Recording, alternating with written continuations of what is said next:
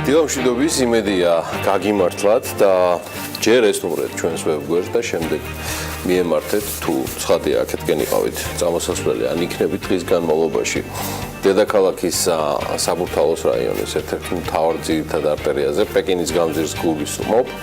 ახლა მან თუ გავლას აპირებთ სამსახურამდე მისასვლელად ალბათ ჯობს კიდევ ერთხელ გირჩევთ რომ ესტუმროთ ჩვენს გვერდს და ის იმ მარშრუტის ვიდეოგრაფიკა იხილოთ რომელიც გუშინ საკმაოდ დიდი ინტერესით იყო იქნა გაზიარებული ჩვენი მაყურებლების და რადიო მსმენელების მიერ სარეაბილიტაციო სამუშაოები ჯერჯერობით დაწყებული არ არის თუმცა შემიძლია დაგიდასტუროთ რომ მის პეკინის გამზირზე და მის მიმდებარე ქუჩებზე მომდევნო 3 თვის განმავლობაში ტრანსპორტის გადაადგილება სრულად განსხვავებული წესით იქნება დარეგულირებული ერთგვარად ახლა შედარებით ჩემი თაობის ხალხს ეს სიტყვა შპარგალკაც გაახსენდებათ დაგჭირდებათ და მუდამ თან გქონდეთ bm.g რომ კარგად გაარკვიოთ რეალურად როგორ უნდა იაროთ იქამდე სანამ სამუშაო კვირის მიწურულს სამუშაოზე გახვალთ კიდევ ერთხელ დილა მშვიდობის და წარმატებულ პარასკევს გისურვებთ უყურებთ საქმიანი დილას მაუწყებლობთ რადიო ჰერეთის და რადიო თბილისის ტალღებზე FM 102 და 8 და 93 და დილას ჩვეულად ვცდილობთ ყოველ შემთხვევაში შედარებით კარგი ამბებით დავიწყოთ და აი ისიც საქართველოს ბიზნესისთვის საუკეთესო ევროპულ ქვეყნებს შორის დაწინაურდა მაშინ რეიტინგში რომელსაც ევროკავშირის პალატა ბიზნესისთვის საუკეთესო ქვეყნების სიას ყოველწლიურად აქვეყნებს საინვესტიციო მიმზიდველობით საუკეთესო ქვეყნების გამოსავლენად კვლევაში მსოფლიო ბანკის ბიზნესის კეთების საერთაშორისო გამჭვირვალობის კორუფციის ინდექსებია გამოყენებული ჩემო ბატონო რეიტინგში 100-დან 97 ქულით პირველ ადგილს დანია იკავებს სხვათა შორის დანიიდანაც გვიყურებენ და გვირეკავენ ხოლმე ხშირად სამეულში შედიან შვედეთი და ფინეთი საქართველოს სიაშია მე-18 ადგილზე, როგორც მოგახსენეთ 69 ქულით და წინა წელთან შედარებით საქართველოს პოზიცია გაუმჯობესდა. საქართველოს მსგავსად 69 ქულა აქვს ლიტვას, ლატვიას და სლოვენიას და პრინციპში ახლა ამიტომაც ვთვლიან რომ რეიტინგში ქვეყანას რომელიც ინაწილებს ამ პოზიციას სხვა სამ ქვეყანასთან ერთად მე-20 ადგილი ვიკავია, ანუ ჩვენ საქართველოს. 2016 წელს საქართველოს რეიტინგი არც მეტი არც ნაკლები 64 გახლდათ და შესაბამისად რეიტინგში 24 ადგილი გვეკავა, ანუ ამის მიზეზი კი როგორც მსოფლიო ბანკის ასევე საერთაშორისო გამჭვირვალობის რეიტინგში გაზრდილი ქულებია თუ მსოფლიო ბანკის 2016 წლის ბიზნეს კეთების რეიტინგში საქართველოს 77 ქულა ჰქონდა 2016 წელს როგორც გითხარით 2017-ში ის 80 ქულად არის შეფასებული გამჭვირვალობის რეიტინგში კი საქართველოს პოზიცია 52 ქულიდან 57 ქულამდე გაიზარდა და შესაბამისად ამიტომაც პროგრესირებთ. რეიტინგში ჯამში 45 ქვეყანა არის და 45 ქვეყანა აფასებს. ბოლოს ამ პოზიციას რუსეთი, აზერბაიჯანი და უკრაინა იკავებს 51-59 და შესაბამისად 46 ქულით. 39 ადგილზეა სომხეთი 53 ქულით, თურქეთი 54 ქულით 37 პოზიციას იკავებს. ყაზახეთის პოზიციები 40 ადგილით არის გაუმჯობესებული და 52 ქულა აქვს.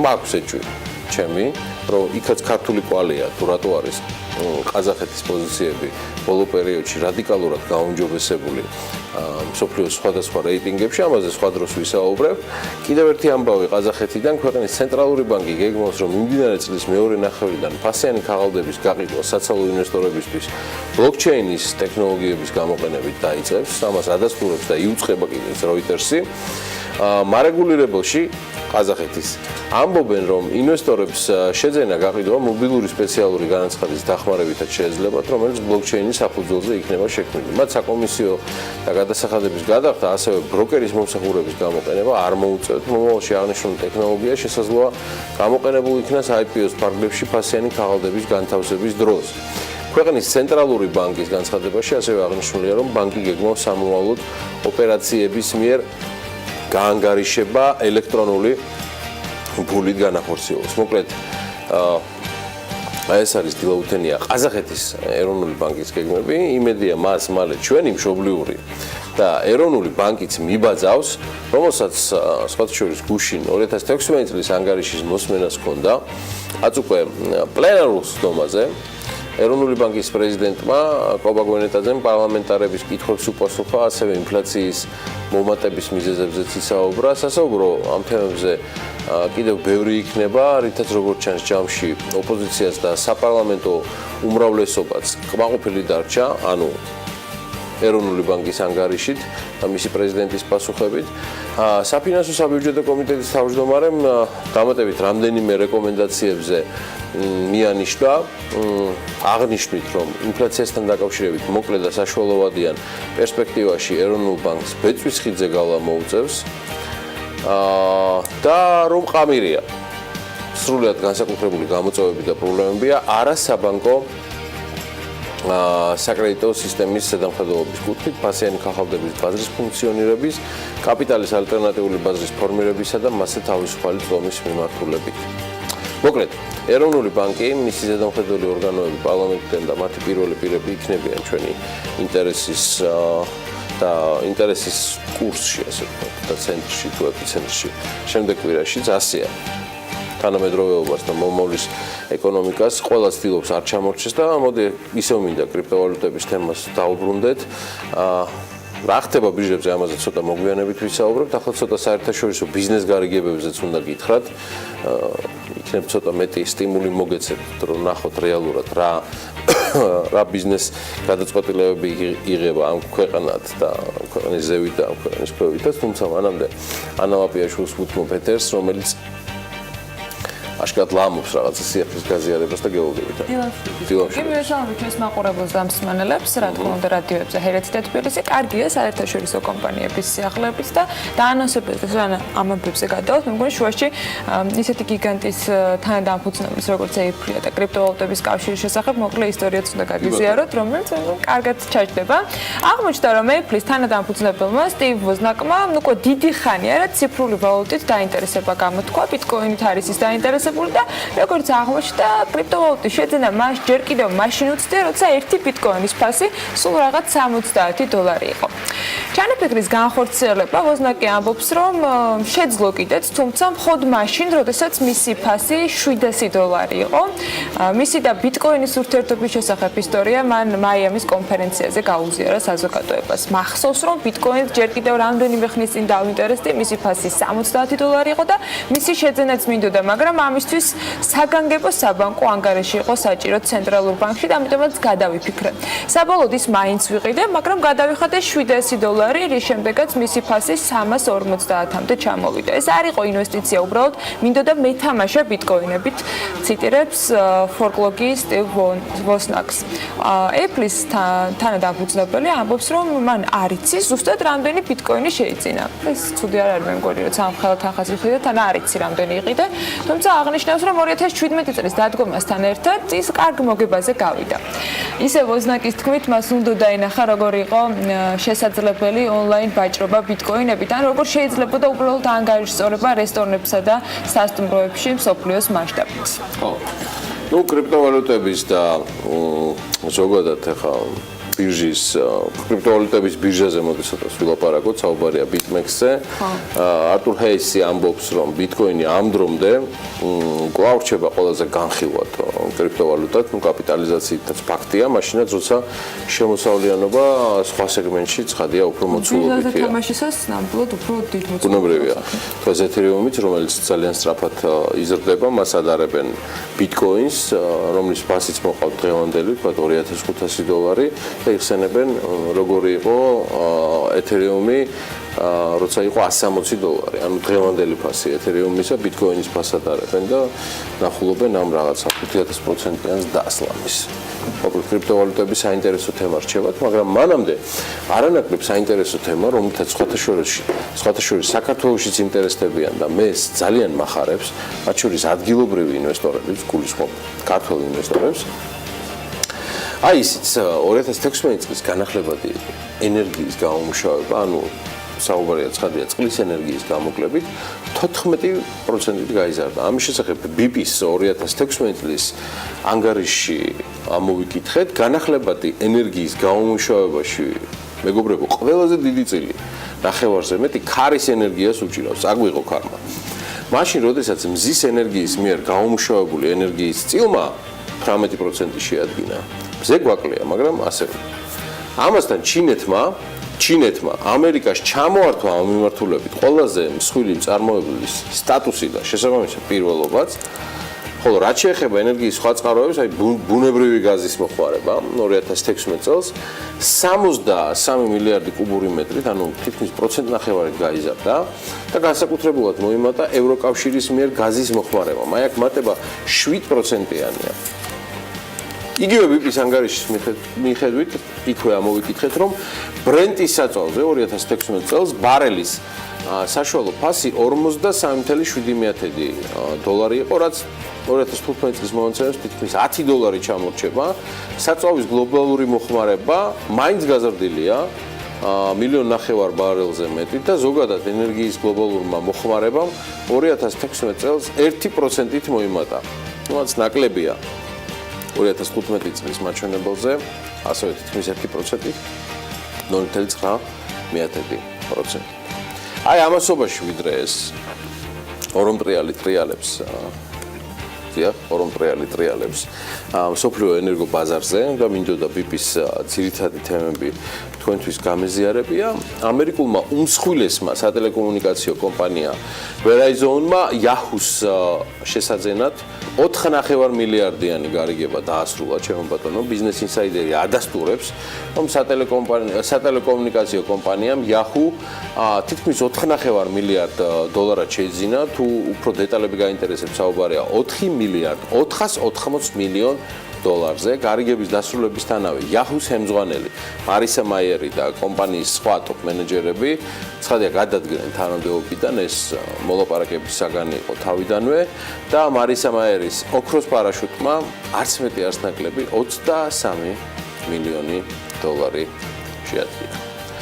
არ ვიცი ხა ამ დროს რაზე უნდა ინატრო, რომ ესეთი გარიგებები ჩვენს გარშემო ხშირად რეალებდეს, თუ ბევრს უსურვო ოქროს პარაშუტი. მაგრამ მოდი ვისურვოთ, რომ Verizon-ის და Yahoo-ს მსგავსი კომპანიები ოდესმე მაინც დაინტერესდნენ ჩვენი ბედრული მრავალჭირ ვარამ გადანახადი საქართველოში. ოქროს პარაშუტით ვარდნარ ტრასი ჩქარით იქნება. 23 ბოლო შეგიძლია თქვა, რომ გამოსვლა ქალბატონი მაერის კომპანია Yahoo-დან არც მეტი არც ნაკლები მომავალ მეპატრონეს და თავად Yahoo-ს 23 მილიონი დოლარი დაუშვა. ეს არ არის ასე ვთქვათ ისეთი გიგანტური ბონუსი მერწმუნე და ეგზიტის ფასი, მაგრამ საკმაოდ ამბეჭდავია და დიდი სახალისოა. მაშინ როდესაც ასეთი მოცულობის ხელფასებზე გქონდა სულ ცოტა ხნის წინ ინფორმაციები, მაგრამ რადგან გიგანტ კომპანიებზე ვსაუბრობთ, მოდით სანამ კალენდრის მოკლე კოლაჟს წარვადგენ, მოკლედ ვიტყვი, რომ 16 ივნისს წლების წინ, კონკრეტულად კი 1903 წელს ჰენრი ფორდის მიერ კომპანია Ford-ი დაარსდა. ხო და განახლებადი ენერგიების თემასაც გამოვახმაურებით და Ford-ის კონტექსტში გეტყვით, რომ მსოფლიოს ავტოკონცერნების სტრატეგიული გათვლებით 2020 წლისათვის მსოფლიოში ყოველი მეათე მანქანა იქნება ელექტრომობილი. 2020 წლისათვის გერმანია ვარაუდობს, რომ მის გზებზე 1 მილიონი ელექტრომობილი მოძრაობს, ჩინეთი უახლესია 10 წლის განმავლობაში 3 მილიონი ელექტრომობილის გაყიდვას გეგმავს და ნორვეგიაში კიდევ უფრო აქტიურად განიხილავენ კანონს, რომლის მიხედვითაც საერთოდაც 2025 წლიდან ქვეყანაში მხოლოდ ელექტრომობილები და სხვა მწვანე ავტომობილები უნდა გაიყიდოს და ნავთობპროდუქტებზე მომუშავე ავტომანქანები თანდათან გამოვიდეს საერთოდაც მოხმარებიდან. Ford-ზე და მისი მოდელების ისტორიაზე კიდევ ბევრი მნიშვნელოვანი თარიღი იქნება აღსანიშნავი, მაგრამ მოდი ასევე დღევანდელ თემასთან დაკავშირებით და დღევანდელ დღესთან დაკავშირებით მოვლენებს და ფაქტებს გადავალოთ ახლა თვალი და ვნახოთ რით არის გამორჩეული 16 ივნისი. 1930 წლის 16 ივნისს დაიბადა ოტიო იოსელიანი, ქართველი მწერალი. 1961 წელს დაამთავრა საბჭოთა კავშირის მწერალთა კავშირთან არსებული უმაღლესი ლიტერატურის კურსები. თხზულებებს აქვეყნებდა 1954 წლიდან. მოთხრობების პირველი კრებული კარის მეზობლები გამოსცა 57 წელს. ნაყოფიერად მუშაობდა როგორც ნოველისტიკაში, ისე რომანის ჟანრში, წერდა პიესებსა და კინოსცენარებს.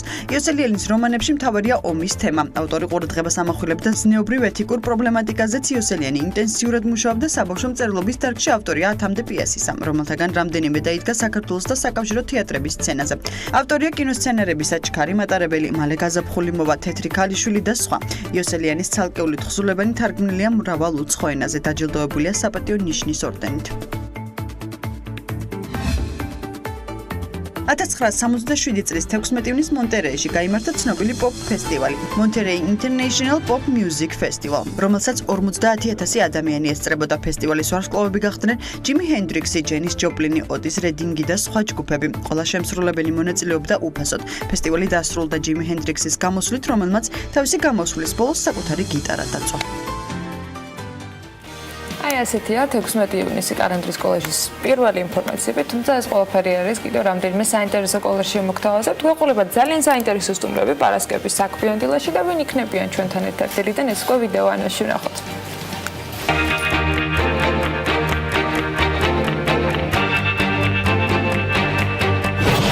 16 მაისის საქმიანად დაწყებისათვის დილიდან ზრუნავენ გიგა ჩიტიშვილი, სოციალური მეწარმეობის ახალგაზრდული პროგრამის მენეჯერი საქართველოს სტრატეგიული კვლევების და განვითარების ცენტრში. რუგანიაური კონკურსის სტუდენტების სოციალური მეწარმეობის მხარდასაჭერად 2017 წლის მონაწილე და ამავე კონკურსის მონაწილე ნათია ბიჭიაშვილი. ელენე ჩომახიძე სამართლის რუბრიკაში უმასპინძლებს არჩილ გიორგაძეს, რიჩარდ ჯორჯიას ეროვნულ პარტნიორს და იმედა დვალიძეს ადვოკატს. თამთა რიჩი ივენთის დამფუძნებელი გოსტუმრება საქმიან დილაში. ფასკუნჯებზე ნადირობის რუბრიკაში შოთა დიღმელაშვილი ახალ სტარტაპს, ნიკა როსტომაშვილს, ბრექსის აღმასრულებელ დირექტორს გაგვაცნობს. დილა უნდა იყოს საქმიანი და რა თქმა უნდა TV პირველზე.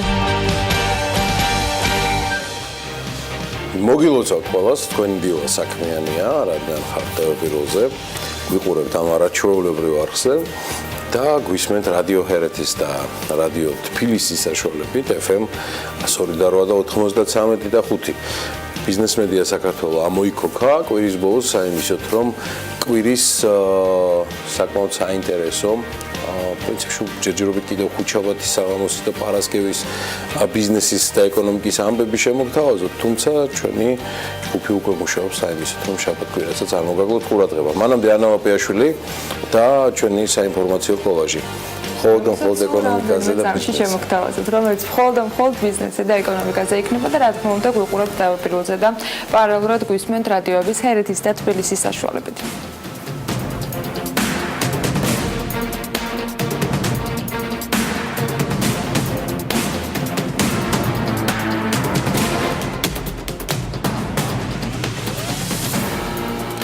მაღალმა ინფლაციამ საარსებო მინიმუმი მკვეთრად რეკორდულ მაჩვენებლამდე გაზარდა. საქსტატის გათვლით მაისის მონაცემებით შრომის უნარიან მამაკაცს არსებობისთვის 173 ლარი და 20 თეთრი სჭირდება.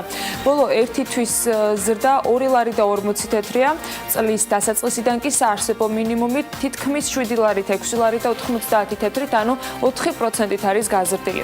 ერთსულიანი ოჯახის საარსებო მინიმუმი 153 ლარი და 50 თეთრია.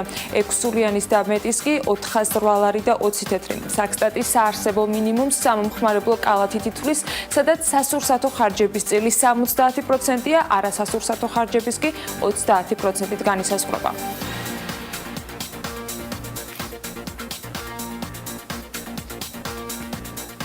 სირკეს გრუპმა საქართველოს ბაზარზე საქმიანობის გაფართოება და გეგმა კომპანია სულმალის სადაზღვო ბროკერ მაი ჯორჯიასთან ერთად ახალ პროდუქტს, კინოპროდუქციის დაზღვევას წარმოადგენს და საზოგადოებას გააცნობს იმ შესაძლო რისკებს, რომლის დაზღვევა დანაზღაურებად შეიძლება კინოწარმოების დროს იყოს. საქართველოს სირკეს გრუპის მიერ მას შემდეგ გახდა საინტერესო, რაც პროექტი გადაიღეს საქართველოში დაიწყო, კომპანია 80-ზე მეტ ქვეყანაშია. სწორედ ამ ფორმით წარმოდგენილი. ამასთანავე, წლევანდელი კანის ფესტივალი და მასზე წარმოდგენილი რამდენიმე კინოფილმი სწორედ სირკეს გრუპის მიერ იყო დაზღვეული. მაი ჯორჯია კი საერთაშორისო სადაზღვო ბროკერ მაი სის წარმოადგენს და უკვე 10 წელია, რაც ქართულ ბაზარზე მოღვაწეობს.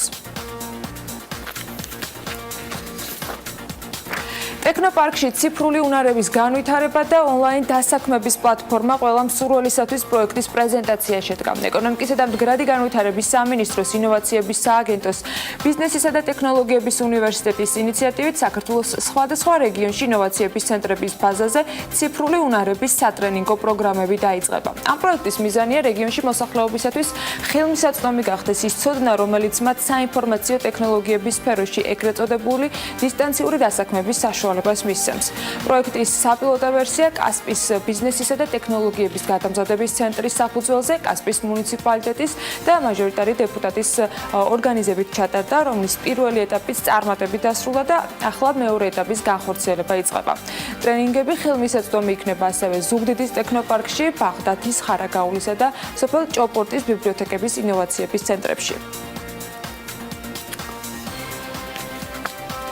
კომპანია Global Beer Georgia საქართველოში ახალი ქართული ლუდის აისის წარმოებას იწყებს, როგორც კომპანიაში აცხადებენ, ლუდი აისი ინოვაციური ტექნოლოგიებით ყინულის ფილტრაციით მზადდება, რომელიც პროდუქტს კიდევ უფრო დიდი ხნით უნარჩუნებს გემოვნურ თვისებებს.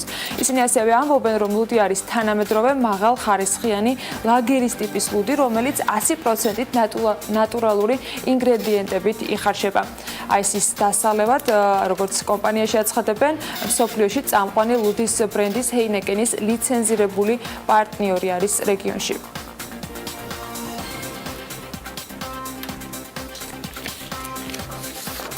მეღვინეობა ხარებაკი ყაზბეგში სამების ტაძრისკენ მიმავალ გზაზე სასტუმროს გასახსნელად ემზადება. კომპანიაში ამბობენ, რომ მშენებლობა პრაქტიკულად დასრულდა და მისი აღჭურვა მიმდინარეობს ამ დროისთვის. სასტუმრო ოფიციალურად დაახლოებით 1 თვეში უნდა გაიხსნას. როგორც მენეჯმენტი ამბობს, ჯერ სასტუმროს ვარსკვლავები არ მიენიჭება, თუმცა ის მაღალი დონის სასტუმრო სტანდარტებს შეესაბამება. კომპანიაში საინვესტიციო პორტფელის მოცულობაზე არაფერს ამბობენ და აღნიშნავენ, რომ ბოლომდე დათვლილი არ არის, რადგან სასტუმროსთან ერთად იქმნება მთლიანი ინფრასტრუქტურა, მათ შორის რესტორანი და საფირმო მაღაზიაც. მეღვინეობა ხარებას სასტუმროს ოპერირებაში და წარმატებაში ეჭვი არ ეპარება.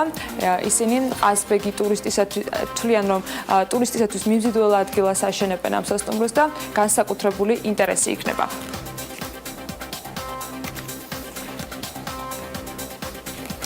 საქართველოში ღვინის იაპონელ იმპორტიორთა ჯგუფი იმყოფებოდა. ჯგუფის შემადგენლობაში, როგორც ცნობილია, იაპონელი სომელიეები იყვნენ. ვიზიტის მიზანი კი ქართული ღვინის ადგილზე გაცნობა და შემდგომში იაპონელი მომხმარებლისთვის შეთავაზება იყო.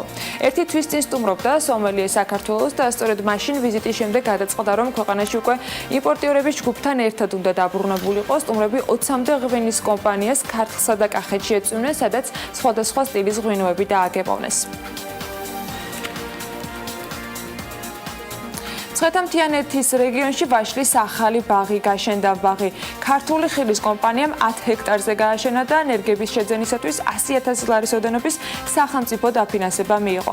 პროექტის დანერგილ მომავალის ფარგლებში საქართველოს მასშტაბით ხეხილის ახალი ბაღები 3,492 ჰექტარზეა გაშენებული და სახელმწიფო დაფინანსების მოცულობა 17,382,147 მილიონ ლარს შეადგენს. აქედან მცხეთა-მთიანეთის რეგიონში ხეხილის ბაღები 55 ჰექტარ მიწის ფართობზე გაშენდება.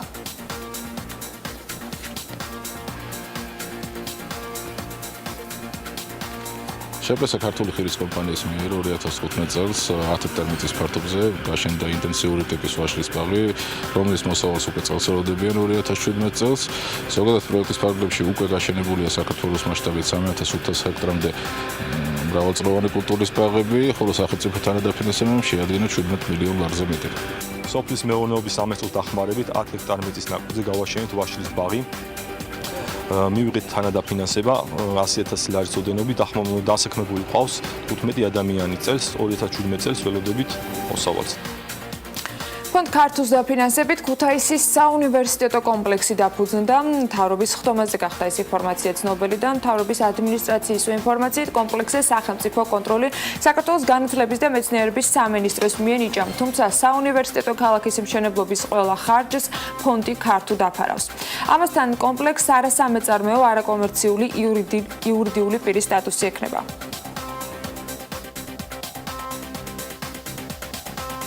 საქართველოს ბანკის უნივერსიტეტი კი 17 ივნისიდან 23 ივნისის ჩათვლით რეგიონებში შეხვედრებს იწყებს. მურწყუს შეხვედრის ფარგლებში საგნების გამოცდების მოდელირებაში მონაწილე აბიტურიენტებთან გაიმართება შეხვედრები. უნივერსიტეტის ადმინისტრაციის წარმომადგენლები კი ისაუბრებენ უნივერსიტეტის შესახებ, მათ პროგრამებზე და ასევე სამომავლო გეგმებზე. შეხვედრების დროს იმ აბიტურიენტებს, ვინც მიიღო მაღალი შეფასება, გადაეცემათ სერტიფიკატები და ასევე შესაძლებელი იქნება კითხვა-პასუხის რეჟიმში ამ შეხვედრების გამართვა. რაც შეეხება თავად შეხვედრებს მომავალ სტუდენტებთან, ის გაიმართება ბათუმში 17 ივნისს, ზუგდიდში 18 ივნისს, 14 საათზე ტექნოპარკში იქნება შეხვედრა, თელავში 22 ივნისს, ქუთაისში 23 ივნისს და საბოლოო შეხვედრა უკვე დედაქალაქში ჩაენიშნება. თურქეთი იზმირის ყურეში ხიდის და წყალქვეშა გვირაბის მშენებლობას გეგმავს და როგორც ჰარიეთ დეილი ნიუსი თურქეთის ტრანსპორტის მინისტრზე ახმედ არსლანზე დაყრდნობით წერს, ხიდი და გვირაბი მეგაპოლისის გარშემო მთლიან ჯაჭვს შეკრავს და ქალაქში ავტოსაგზაო მოძრაობას გაანტვირთავს. ამ პროექტის ღირებულება მინისტრს არ დაუკონკრეტებია, თავად პროექტის წინასწარი დასახელება კი იზმირ გალფ პასაჟი იქნება. მინისტრმა აღნიშნა, რომ ერზრუმსა და პროვინცია რიზეს შორის გვირაბის მშენებლობა მოხდება, რომელიც საქართველოს კონკრეტულად კი ბათუმთან ახლოს მდებარეობს. მისივე თქმით, მაუნთ-ოვით თუნელი ახალი სავაჭრო ხაზის ჩამოყალიბებას დაუდებს სათავეს და თურქეთის სამხრეთ ნაწილს ქვეყნის ცენტრალურ პროვინციებთან საზღვაო მიმოსვლის გააქტიურებას ხელს შეუწყობს. გვირაბის სიგრძე ჯამში 14 კილომეტრზე მეტი იქნება და ის ქვეყნის მასშტაბით სიდიდით მეორე გვირაბი გახდება. შეეხება დღევანდელ დღის წესრიგს, პარასკევია და 16 ივნისს საკმაოდ საინტერესო ამბები გველოდება წინ. ის ყველაფერი არ არის და აუცილებლად პირველის მაყურებლებისათვის იქნება საინტერესო ანალიტიკა ელენე კვანჭილაშვილთან ერთად ექსკლუზივებით რა თქმა უნდა, თუმცა დღის განმავლობაში მთავარ ამბებს აუცილებლად უნდა უყუროთ ასევე პირველზე. 10-ის ნახევარზე კი სასტუმრო ჰოლიდეინში ევროპის ფონდი ანგარიშის სურსათის უღნებლობის სახელმწიფო რეგულირება საქართველოს ხელისუფლების მიერ 2016 წელს გაწეული საქმიანობის შეფასების პრეზენტაციას გამართავს. ასევე 10-ის ნახევრიდან და ახლობით 12-ის ნახევრამდე სასტუმრო ჰოლიდეინში ევროპის ფონდი გეგმავს ანგარიშის პრეზენტაციას და სწორედ აქ იქნება შეფასებები საქართველოს ხელისუფლების მიერ განხორციელებულ საქმიანობასთან დაკავშირებით.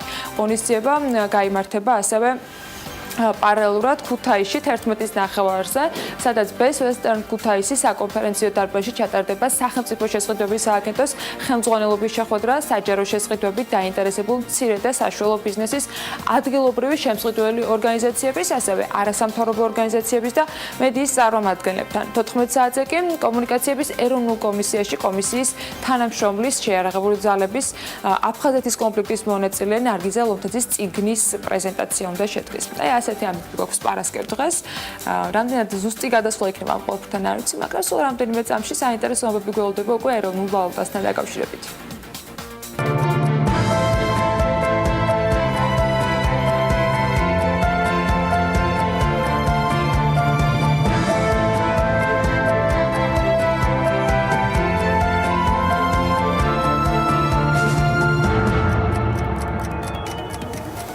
ეროვნული ვალუტის პოზიციებამდე და სანამ შოთას საერთაშორისო სავალუტო ბაზარს გაგვაცნობს, მოკლედ გეტყვით, რომ ამერიკის შეერთებული შტატების ფედერალურმა სარეზერვო სისტემამ წელს უკვე მეორედ მთავარი განაკვეთი გააზარდა. მარეგულირებლის ცნობით ძირითადი განაკვეთი 1.25 მიასედით განისაზღვრა, ანუ 0.75 მიასედიდან 1-ის დიაპაზონის შემდეგ დიაპაზონი შეიცვალა და გაზრდილია. ამან მსოფლიო ბაზრებზე დოლარი გაამყარა, ამის პარალელურად გუშინდელი ვაჭრობის შედეგად ლარი დოლართან მიმართებითაც გამყარდა და ევროსთან დაეცა. 1 დოლარის ფასი 2 ლარი და 51 თეთრი გახლავთ, ევროს შესაძლებლად კი 2 ლარი და 70 თეთრი დაგჭირდებათ. ლართან მიმართებაში გამყარდა ფუნტ სტერლინგიც და 3 ლარი და 6 თეთრი შეადგინა. ლირას შესაძლებლად კი 68 თეთრი გჭირდებათ. აღსანიშნავია, რომ შტატების ფედერალური სარეზერვო სისტემის გადაწყვეტილების შედეგად საქართველოს ძირითადი სავაჭრო პარტნიორი ქვეყნების ვალუტაც შედარებით გაუფასურებულია. თურქულ ლირასთან მიმართებაში დოლარის ღირებულება ბოლო 24 საათის განმავლობაში ბლუმბერგის მიხედვით 3.48 მიასედიდან 3.9 ლირამდე გაიზარდა, ხოლო რუსულ რუბლთან უკაცრავად მიმართებაში კი 47.3-დან თითქმის 1 მიათედით არის ზრდა, 47.4. ძალიან საინტერესო ამბავი არის ყატარში. ყატარის ვალუტა 19 წლის მინიმუმამდე დაეცა. ყატარის რეალმა დოლართან მიმართებაში 19 წლის მინიმუმი გამოავლინა დიპლომატიური კრიზისის ფონზე, რომელიც დღემდე გრძელდება. ამას ადასტურებს და ამაზე საკმაოდ საინტერესო სტატიას აქვეყნებს. გირჩევთ გაეცნოთ Financial Times-ი. ყატარის ფინანსური სისტემა ზეწოლის ქვეშ მას შემდეგ მოექცა, რაც რამდენიმე არაბულმა ქვეყანამ, მათ შორის საუდის არაბეთმა, ეგვიპტემ, არაბეთის გაერთიანებულმა საემიროებმა, ბაჰრეინმა, მალდივებმა, მავრიტანიამ და იემენმა მასთან დიპლომატიური ურთიერთობა გაწყვიტეს.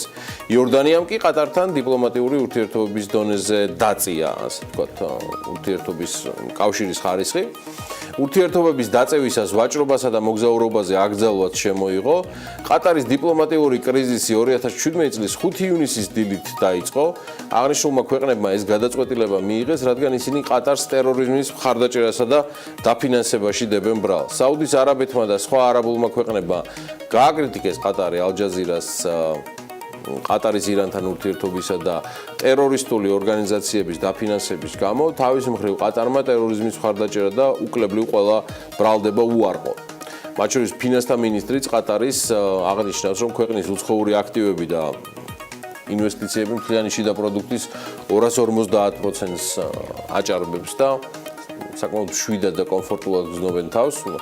კომფორტის არ ვიცი ან მოჩვენებითი სიმშვიდის, მაგრამ ფაქტია, რომ ამის შემდეგ ქვეყნის საფონდო ბაზარზე ფასიანი ქაღალდები ერთბაშად 9%-ით დაეცა, რაც ძალიან ბევრია და ეროვნული ვალუტა კი 11 წლის მინიმუმამდე გაუფასურდა. გასულ კვირას ასევე სარეიტინგო სააგენტო Standard & Poor's-მა ყატარის გრძელვადიანი რეიტინგის დონე კიდევ ერთი საფეხურით შეამცირა. AA მინუსამდე, ანუ იმედი მაქვს უფრო პოზიტიური იქნება ამის შემდეგ ამინდის პროგნოზი, რომელსაც ანა ლაპიაშვილი გაგვაცნობს EU Development-თან ერთად რამდენიმე წამში.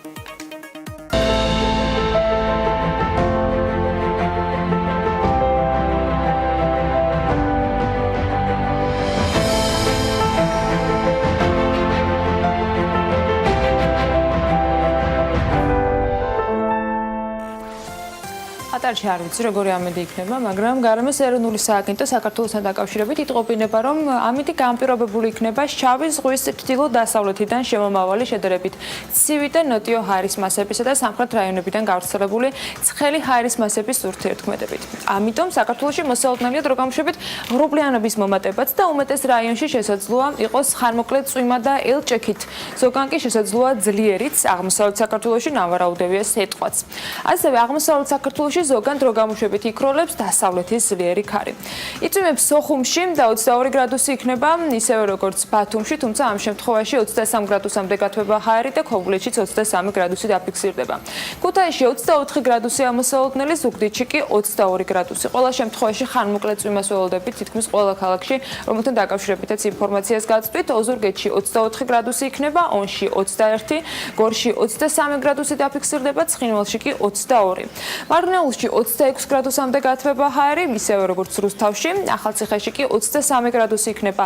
ბორჯომში 22 გრადუსი ველოდებით, ბაკურიანში 19 გრადუსი, ახალქალაქში 18 გრადუსი დაფიქსირდება და სტეფანწმინდაში 16. თელავში ციწვიმებს და 26 გრადუსი იქნება, რაც შეეხება თბილისს, დროგამოშვებით ღრუბლიანობის მატება არის ნავარაუდები, დღის მეორე ნახევარში ხანმოკლე წვიმაც, დროგამოშვებით გაძლიერდება ქარი ჩრდილო-დასავლეთიდან და ჰაერის მაქსიმალური ტემპერატურა იქნება 25 გრადუსი. იმედია შაბათ-კვირას უკეთესი ამედის პროგნოზი გვექნება, თუმცა ამას გამოშვების მსვლელობისას უფრო გრძელვადიანი ამედის პროგნოზისაგან შევიტყობთ. ხო, Standard & Poor's-ის გავსად, რომ AA მინუსზე ჩამოიყვანა ყატარის სუვერენული რეიტინგი, ანა ლაპიაშვილმა დაინდო ჩვენი შემდგომი პროგნოზები ამითთან მიმართებაში, მიუხედავად იმისა, რომ ძირითადად ხანმოკლე წვიმას ელჭექით გაიძახის ცხრის ნახევარზე. TV პიროზე, გვისმენთ რადიო ჰერეთის და რადიო თბილისის საშუალებით.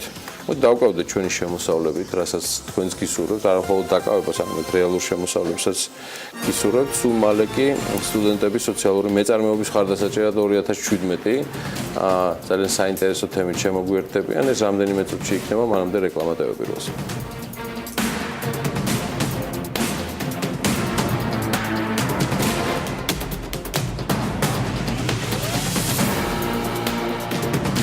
აღმაშენებლის 68-ში დღეს კონკურს სტუდენტების სოციალური მეწარმეობის მხარდასაჭერად 2017 დაჯილდოების ცერემონიას გამართავენ. ღონისძიების ორგანიზატორი საქართველოს სტრატეგიული კვლევების და განვითარების ცენტრი იყო. სტუდენტური პროექტი კი, რომელსაც 2012 წლიდან ახორციელებენ, მიზნად ისახავს ახალგაზრდებში სოციალური მეწარმეობის კონცეფციის პოპულარიზაციას და არსებული სოციალური საწარმოებისათვის პრობლემატური ამოცანების გადაწყვეტას. ამ ყველაფერზე გამარჯვებულებზე, პრინციპში ცოტათი გამარჯვებულებსაც გიგა ჩიტიშვილი სოციალური მეწარმეობის ახალგაზრდული პროგრამის მენეჯერი საქართველოს სტრატეგიული კვლევების და განვითარების ცენტრში გოგა ნიაური, კონკურს სტუდენტური სოციალური მეწარმეობის მხარდასაჭერად 2017-ის მონაწილე და გუნდი საიკოს საქართველოს ტექნიკური უნივერსიტეტის წარმომადგენელი და მასთან ერთად ნათია ბიჭიაშვილი, ამავე კონკურსის გუნდ ოკეის ლიდერი აკაკი წერეთლის სახელობის უნივერსიტეტიდან გაგვაცნობენ. დილა მშვიდობის მოგესალმებით. მადლობა. დილა მშვიდობის მიუხედავად იმისა, რომ ამ ღონისძიების, ესე იგი, რამდენჯერმე იყო მცდელობა, პირადად ჩემი, აბსოლუტურად გულწრფელი ჩართულობის, ყველა ეტაპზე ეს იქნებოდა ჟიური, ერთი ეტაპი, მეორე ეტაპი, მესამე ეტაპი, ნახევარფინალი მაინც, ფინალი მაინც,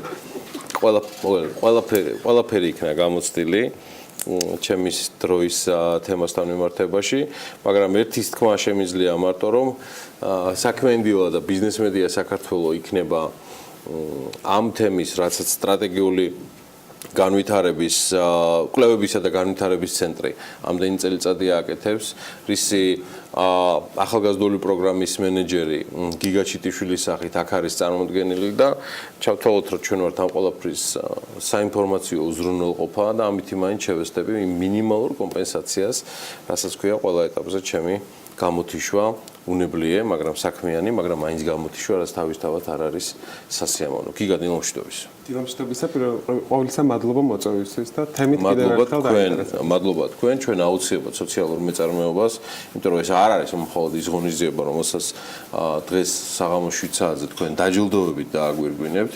ვინ და მე საკმაოდ კარგად ვიცი რა შრომა გიწევთ ამ ყველაფრიდან გამომდინარე. წელს როგორ ჩაიარა, მოდი ამით დავიწყოთ და შემდგომ უკვე გადავიდეთ კონკრეტულ кейსებზეც და გამარჯვებულებზეც. მაშინ მარტივად გეტყვით, რომ წელს განსაკუთრებით კმაყოფილი ვართ იმ შედეგებით, რაც სტუდენტურმა გუნდებმა დადეს თავენთი სამუშაოს გათვალისწინებით. თავიდან ვიტყვი იმას, რომ როგორც ყოველთვის ირჩევა ხოლმე 12 გუნდი კონკურსში. წელს მოხდა ისე, რომ იმდენად მაღალი ხარისხის აპლიკაციები შემოვიდა, რომ შევარჩიეთ 16 გუნდი. და 16 მონაწილე გუნდი და შემდგომ მათ უკვე საშუალება ჰქონდათ რომ ემუშავათ თეორიულად იმ პროექტებზე, რის საშუალებითაც მოგვარებდნენ სოციალურ პრობლემებს. დაჟინებით ვითხოვნა ყველა ჯერზე, როდესაც ახალ პროექტებზე საუბარი რა თემატიკა ლიდერობს, იმიტომ რომ მაინტერესებს რაც ირჩევენ ადამიანები, რომლებიც რაღაც სიახლის შექმნას აკეთებენ. რა იყო ამ შემთხვევაში თქვენთან, ანუ რაზე იყო ძირითადი აქცენტი და რაზე გააკეთეთ აპლიკაციები უმეტეს შემთხვევაში. ძალიან მიხარია რომ ხშირ შემთხვევაში საქართველოს სოციალურ საწარმოებზე საუბრისას მხოლოდ სოციალურ საწარმოს ერთი როლი ახსენდება. ხოლმე ეს არის მარგინალური ჯგუფის წევრების მქონე ადამიანების დასაქმება. წელს ჩვენს შემთხვევაში მოხდა ის, რომ გარემოს დაცვითი თემები იყო წამოწეული სოციალური საწარმოების იდეების კონკურსშიც, ასევე სტუდენტების კონკურსის აპლიკაციების შემოტანის პროცესში და ამან ძალიან გაგვახარა, იმიტომ რომ რეალურად სოციალურ საწარმოებს შეიძლება ჰქონდეთ ძალიან კარგი სოციალური დაცვითი მიზნები, გარემოს დაცვითი მიზნები, რომლებსაც შემდგომ შეასრულებენ თქვა განხორციელების შემთხვევაში და არსების შემთხვევაში სოციალურ საწარმოს. მათი პრაქტიკაში განხორციელება და უკვე შექმნა რეალურად თქვენი დახმარებით მოხდება არჩევის გამარჯვებულების იქნება მხოლოდ თუ იყო მცდელობა რომ მაგალითად ბიზნესი დაინტერესებული იყო იმისათვის რომ როგორც სტარტაპერების შემთხვევაში არის ვთქვათ კონკრეტული თანხის მიცემა ხდება ან რაღაცა დახმარებას უწევენ იმისათვის რომ მათ დაიწყონ ეს პროექტი თუ გქონდათ შეთავაზებები სტუდენტურ გუნდებს რაც შეეხება ჩვენ სტუდენტურ გუნდებს ვაძლევთ შესაძლებლობას რომ ჩაერთონ აღნიშნულ კონკურსში პირველ რიგში მიიღონ თეორიული განათლება, შემდგომ მიიღონ პრაქტიკული გამოცდილება და ასევე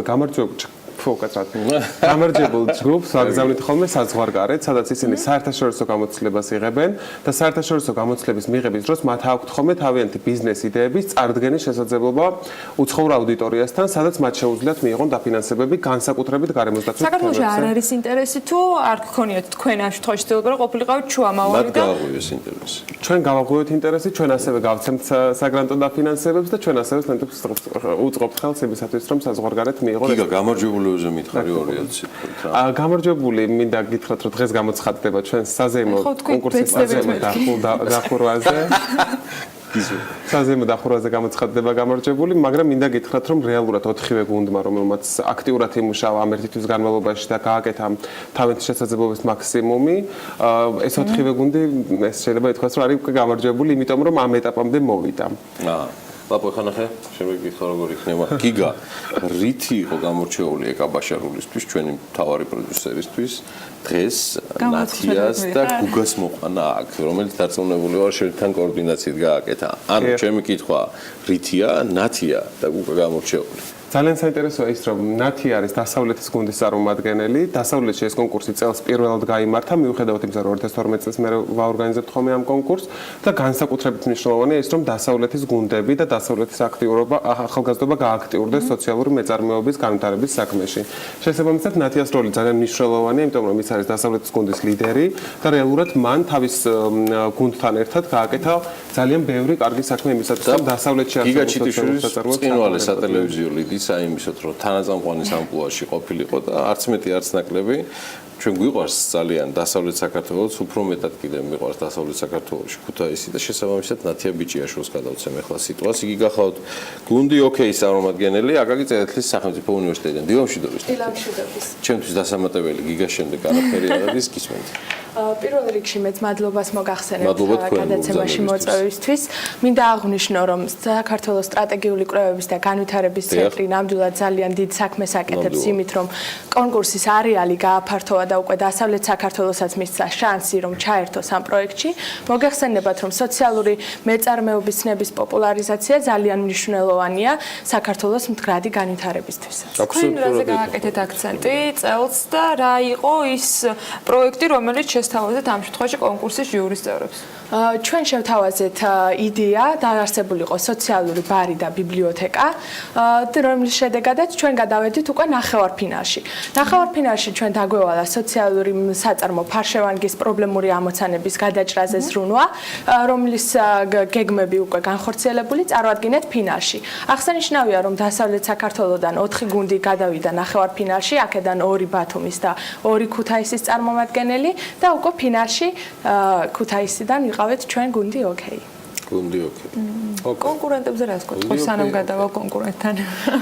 საკმაოდ დიდი კონკურენციაა ნამდვილად, რაც გამოცდილების. რატომ არის შენი პროექტი და თქვენი პროექტი უკეთესი ვიდრე თქვენი კონკურენტების? მინდა აღვნიშნო, რომ ყველა პროექტი, რაც ამ ფინალში მონაწილეობდა, როგორც გიგამ აღნიშნა, თანაბრად მნიშვნელოვანი და თანაბრად საინტერესოა და კონკურენცია ნამდვილად ძალიან დიდია, რაც ჩვენ გამოცდილების, უფრო მეტი გამოცდილების მიღების საშუალებასაც გვაძლევს. მაგრამ ყველა ვერ გაიმარჯვებთ. დიახ, რა თქმა უნდა, გაიმარჯვებს. ყველა გაიმარჯვებს. ძალიან მინდა გავიკო, ვინ იქნება გამარჯვებული. გიგა ჩიტიშვილს ახლა ეძლევა საშუალება, რომ წარმოადგინოს გუნდი საიკო, რომელიც არის საქართველოს ტექნიკური უნივერსიტეტის წარმომადგენელი და გუგანი აური. გისმენ გიგა? მათზე რა შეგიძლია თქვა, მიუხედავად იმისა, რომ ვერ დაგცინცლეთ საღამოს 7 საათამდე. გუგა მუშაობდა გუნდ საიკოში, სოციალურ საწარმო არაბული ართაუსის მხარდასაჭერად, არაბული ართაუსი, რომელიც მდებარეობს მთაში, ხევსურეთში და რეალურად ძალიან მნიშვნელოვანია, რომ ქართველი სტუდენტები ჩაერთნენ თებში არსებული სოციალური საწარმოების განვითარებაში. იმიტომ რომ მათ აქვთ უფრო ნაკლები კონკურენტული შესაძლებლობა რეალურად იმისათვის, რომ თბილისში არსებულ სოციალურ საწარმოებს გაუწევენ კონკურენცია პროდუქციის თუნდაც ხარისხით და თუნდაც თქვათ მიწოდების სისწრაფით და ასე შემდგომ. შესაბამისად, გუგა ალბათ მე თვითონაც მოყვება ამ ამბავს, როგორ კარგად მოახერხეს მათ, რომ გუნდმა საიკომ მოახერხა ის, რომ დახმარებოდა სოციალურ საწარმო არაბულ ართაუსს, რეალურად ძალიან მაღლა გაზარდეს მათ სოციალურ საწარმოს შემოსავლები და ასევე ცნობადება. გუგა მართალია შენმა კონკურენტმა ნათიამ არაფერი არ გითხრა, მაგრამ რატომ არის თქვენი პროექტი მნიშვნელოვანი და თქვენთვის საინტერესო პირველ რიგში და შემდეგ რატომ უნდა იყოს ის უკეთესი ვიდრე სხვა და ანუ პრიორიტეტული? ჩვენ პროექტს რაც შეეხება, ჩემი აზრით ჩვენთვის საინტერესო გახდა იმით, რომ მიუდექით არა მარტო ბიზნესის და ეკონომიკური განვითარების კუთხით საწარმოს მიუდექით, აი როგორც ხელოვანი მიუდგებოდა, იქიდან გამომდინარე, თვითონ საწარმო არის ხელოვნების სახე. თვითონ ხელოვნების სახე და ჩვენ ვართ არქიტექტურის ფაკულტეტის სტუდენტები, ჩვენ შეგვეძლო რაღაც ისეთი შეგვეტანა, რაც შეიძლება კონკურენტს ვერ შეეტანა. შესაბამისად და გამოვიდა ის, რომ სოფელ კოშაში გავაკეთეთ ინსტალაცია პატარა ხესრული კოშკის სახით და თანამედროვე მხატვრობის ტექნიკით რამდენიმე ფერი შევიტანეთ აქცენტის სახით, რომ გზაზე მიმავალ ხესრულეთში გამლელ ადამიანს არ გამორჩეს თვალიდან სოციალური საწარმო არაგული ართავს. და შენ ეზრით გამორჩება? არ გამორჩება. გამორიცხული. რეაქცია რა იყო? რეაქცია იყო ის, რომ მშენებლობის 3 დღე დაგჭირდა პერიოდშივე უამრავი მანქანა გაჩერდა, უამრავმა მოიკითხა რა ხდებოდა იქ და დღევანდელი რეაქცია არის ის, რომ უკვე ვერდი არაგული იქ მყოფი ერთ-ერთი საწარმოში დასაქმებული და საწარმოს დამფუძნებელი გვიგზავნის ხოლმე ლინკებს იქ გადაღებული სურათებისა, რომელსაც ხალხი ძალიან ბევრს იგებს ფოტოშოპში. ანუ შეიძლება ითქვას, რომ არა თუ არა ერთგვაროვანი მოხდა პოზიტიური აღფრთოვანება? ერთმნიშვნელოვნად, ამასაც ადასტურებს. ერთმნიშვნელოვნად. არავის პროტესტი არ გამოუდგა პირიქით ყველას ადგილობრივებს. რომ მაგარ საქმეს აკეთებს და ყველას ეს უბრალოდ ასე ვთქვათ გამოვყავით, თუმცა ამის გარდა ძალიან ბევრი რამე გავაკეთეთ არაგული ართავის. გუგას და ნათიასნაირები კიდევ ვერნი არიან. კიდევ ორნი არიან და კიდევ ორნი არიან ანუ კონდეს წარმომადგენლები და ასევე ანუ ჯამურად 16 ადამიანი გადავიდა ფინალში. და მინდა გითხრათ რომ წელსაც როგორც ჩარშან ფოთის საზღვაო სადგურის და საქართველოს სტრატეგიული კვლევებისა განვითარების ერთობლივი ფინანსური მხარდაჭერით ჩვენი გამარჯვებული გუნდის წარმომადგენლები გაემგზავრებიან საერთაშორისო კონფერენციაზე ევროპის რომელიმე ქალაქში, რომელსაც თვითონ აირჩევენ. და ამას ფოთის საზღვაო ნავსადგური და საქართველოს სტრატეგიული კვლევებისა განვითარების ცენტრი ერთობლივად დააფინანსებენ სტუდენტების საერთაშორისო მიიღეთ ჩვენი კომპლიმენტები, როცა იმსახურებთ. სხვა კი არა. ასე ძალიან ბევრი საინტერესო პრიზი იქნება ფინალისტებისთვის, რომელიც გიგაჩიტიშვილის გას სხვას ვერაფერს ვერ გავიგებ, აზრი არ აქვს, ვეჯაჯგურებით ბოლო 12 წუთია რომ რაღაცა ეთქვა, თუმცა როგორც პასუხისმგებლიანი მენეჯერი, სოციალური მეწარმეობის ახალგაზრდული პროგრამის მენეჯერი გახავთ გიგაჩიტიშვილი და საქართველოს სტრატეგიული კვლევების განვითარების ცენტრის წარმომადგენელია. მადლობა მას, რომ გაგვაცნო დღეს ჩვენ ტევ-პირველის მაყურებლებს და რადიო ჰერეთის და რადიო თბილისის მსმენელებს. გუგა ნიაური კონკურსის სტუდენტების სოციალური მეწარმეობის მხარდასაჭერად 2017-ის მონაწილე და იგი ასევე არის გუნდის საიკოს წარმომადგენელი, ასევე წარმოადგენს საქართველოს ტექნიკურ უნივერსიტეტს და როგორც მე შევიტყვე, არქიტექტურის ხელოვნებას ეუფლება, ასეა, კარგია. და ნათია ბიჭიაშვილი, კონკურსის წლევანდელი კონკურსის გუნდ ოკეის ლიდერი, იგი არის ქუთაისის აკაკი წერეთის სახელმწიფო უნივერსიტეტის წარმომადგენელი, მოხარული ვარ, წარმატებებს გისურვებ, დაახლოებით წარმომიდგენია დანარჩენი წყვილი კიდევ, რომელიც აქ არ არის დღეს წარმომადგენელი, რა გაქანების არის. მაგრამ იმ 16 გუნდზე კიდევ ერთხელ დამწყდა გული, რომ ვერ მივიღე აქტიური მონაწილეობა, მაგრამ მაქვს რაღაც საინტერესო იდეები ზოგადად სოციალურ მეწარმეობასთან დაკავშირებით, რასაც გიგასთან და მის პარტნიორებთან ერთად მომავალში განვახორციელებთ. დიდი მადლობა თქვენს. მადლობა. ეხლა გადავიდეთ შემდეგ თემაზე. ბმა ადეკვატური არ არის, მაგრამ შესაძლოა ჩვენს ახალგაზრდა კოლეგებსაც დააინტერესოთ, რომ საქსტატმა 2016 წელს სასაკლაოების, ელევატორისა და სამაცივრე მეურნეობების გამოკვლევის ძირითადი შედეგები გამოაქვეყნა, რომლის მოკლე მიმოხილვით თათია ჩაფიჩაძე უნდა შემოგვიერთდეს. მე მისი აბსოლუტურად მესმის, ის ისეთი გარემოდან ამოდის ახლა, რომელსაც ჩვენ ნიუსრუმი ქვია, რომ ცხადია და დარწმუნებული ვარ, რომ ჩვენ საუბარი ზუსტად რომ აი არც მეტი არც ნაკლები გვექნებოდა სასაკლაოზე, სამაცივრე მეურნეობაზე, ევროპულ და მეტწილად ბრიუსელის ელევატორებზე. თათია გისმენთ. დილა მშვიდობისა, გიორგი, არ ვიცი, გავხიარულდი მოკლედ. არ ვიცი როგორ უნდა გადავიდე ხა ამ თემაზე, მაგრამ შევეცდები მოკლე ინფორმაცია მოგაწოდა ჩვენს მიერ ზემოთხსენებულ საკითხზე. მოკლედ 2016 წელს საქართველოში ცხოველთა და ფრინველთა 86 ერთეულის სასაკლაო ფუნქციონირებდა. მათგან ყველაზე მეტი 17.4% მდებარეობს ქვემო ქართლში, ხოლო ყველაზე ცოტა 2.3% სამცხე-ჯავახეთშია განთავსებული. გამოკვლევის შედეგების მიხედვით ქვეყანაში 2016 წელს მოქმედ სასაკლაოებში დღის განმავლობაში მაქსიმუმ 34457 ერთეული პირუტყვისა და ფრინველის დაკვლვა იყო შესაძლებელი, ჯამურად კი გასული წლის განმავლობაში სასაკლაოებში სულ 311000 სულზე მეტი პირუტყვია დაკლული. სასაკლაოების მომსახურებით 80000-ზე მეტმა პირმა ისარგებლა, საიდანაც 22.8% ოჯახურ მეურნეობებს წარმოადგენენ. სასაკლაოებში კი საშუალო თვეში 862 კაცი მუშაობდა. სასაკლაოების 58.1% ნაწილობრივ არის აღჭურვილი თანამედროვე ტექნოლოგიებით 34.9% სრულად, ხოლო 7% საერთოდ არა.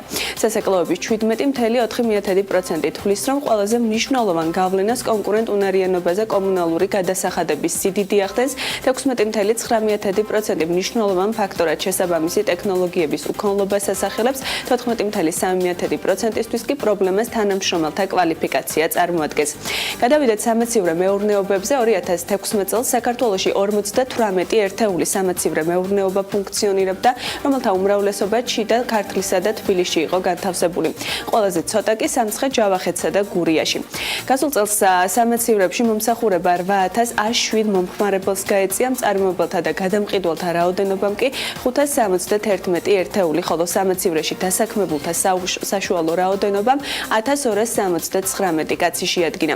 2016 წელს სამეცნიერო მეურნეობიდან 74.2 მილიონი ლარის პროდუქცია გაიყიდა, საიდანაც 44.6% საკუთარი წარმოების იყო სრული რეალიზაციიდან, 10.7% იმპორტზე მოდიოდა. რაც შეეხება ელევატორებს, 2016 წელს საქართველოში 43 ელევატორი ფუნქციონირებდა, რომელთა 58.1% ქვემო ქართლის რეგიონში იყო განთავსებული. ელევატორების 16.3% ფუნქციონირებს შიდა ქართლში, 14% თბილისში, 4.7% სამეგრელო ზემო სვანეთის რეგიონში, ხოლო დანარჩენი 11.6% სხვადასხვა რეგიონებშია წარმოდგენილი.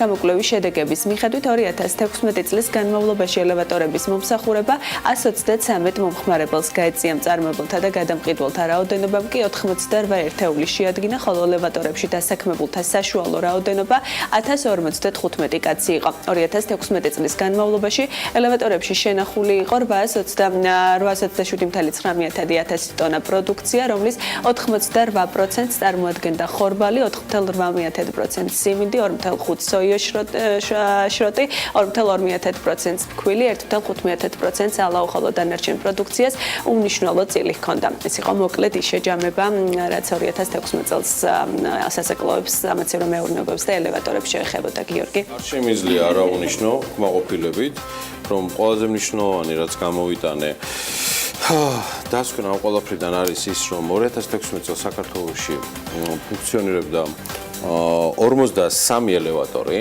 და დასაქმებული იყო თათია, მე როგორც მივხვდი 1055 ადამიანი საშუალოდ. მე მგონი არ მეშლება, ხო ასეა? არა, გეშლება. და მომსახურება აქედან გაეწია საშუალოდ ასევე 133 მომხმარებელს. ნამდვილად ასე. ხო, 2017 წლის ივნისის მდგომარეობით ზოვრეთის პირველ ნომერში გახსნილი არის 54 ელევატორი და შესაბამისად გამომდინარე იქიდან, რომ კაპიტანი შუშანაც ჩვენთან ერთად არის, მე შემიძლია დაზუსტებით გითხრათ, რომ არც მეტი არც ნაკლები მომხმარებელთა რაოდენობა 134-მდე არის გაზრდილი ყოველგვარი გასაშვალოების გარეშე და ხო, დასაქმებულთა რაოდენობამაც მოიმატა, მინდა გითხრათ, რომ 1055 აღარ არის.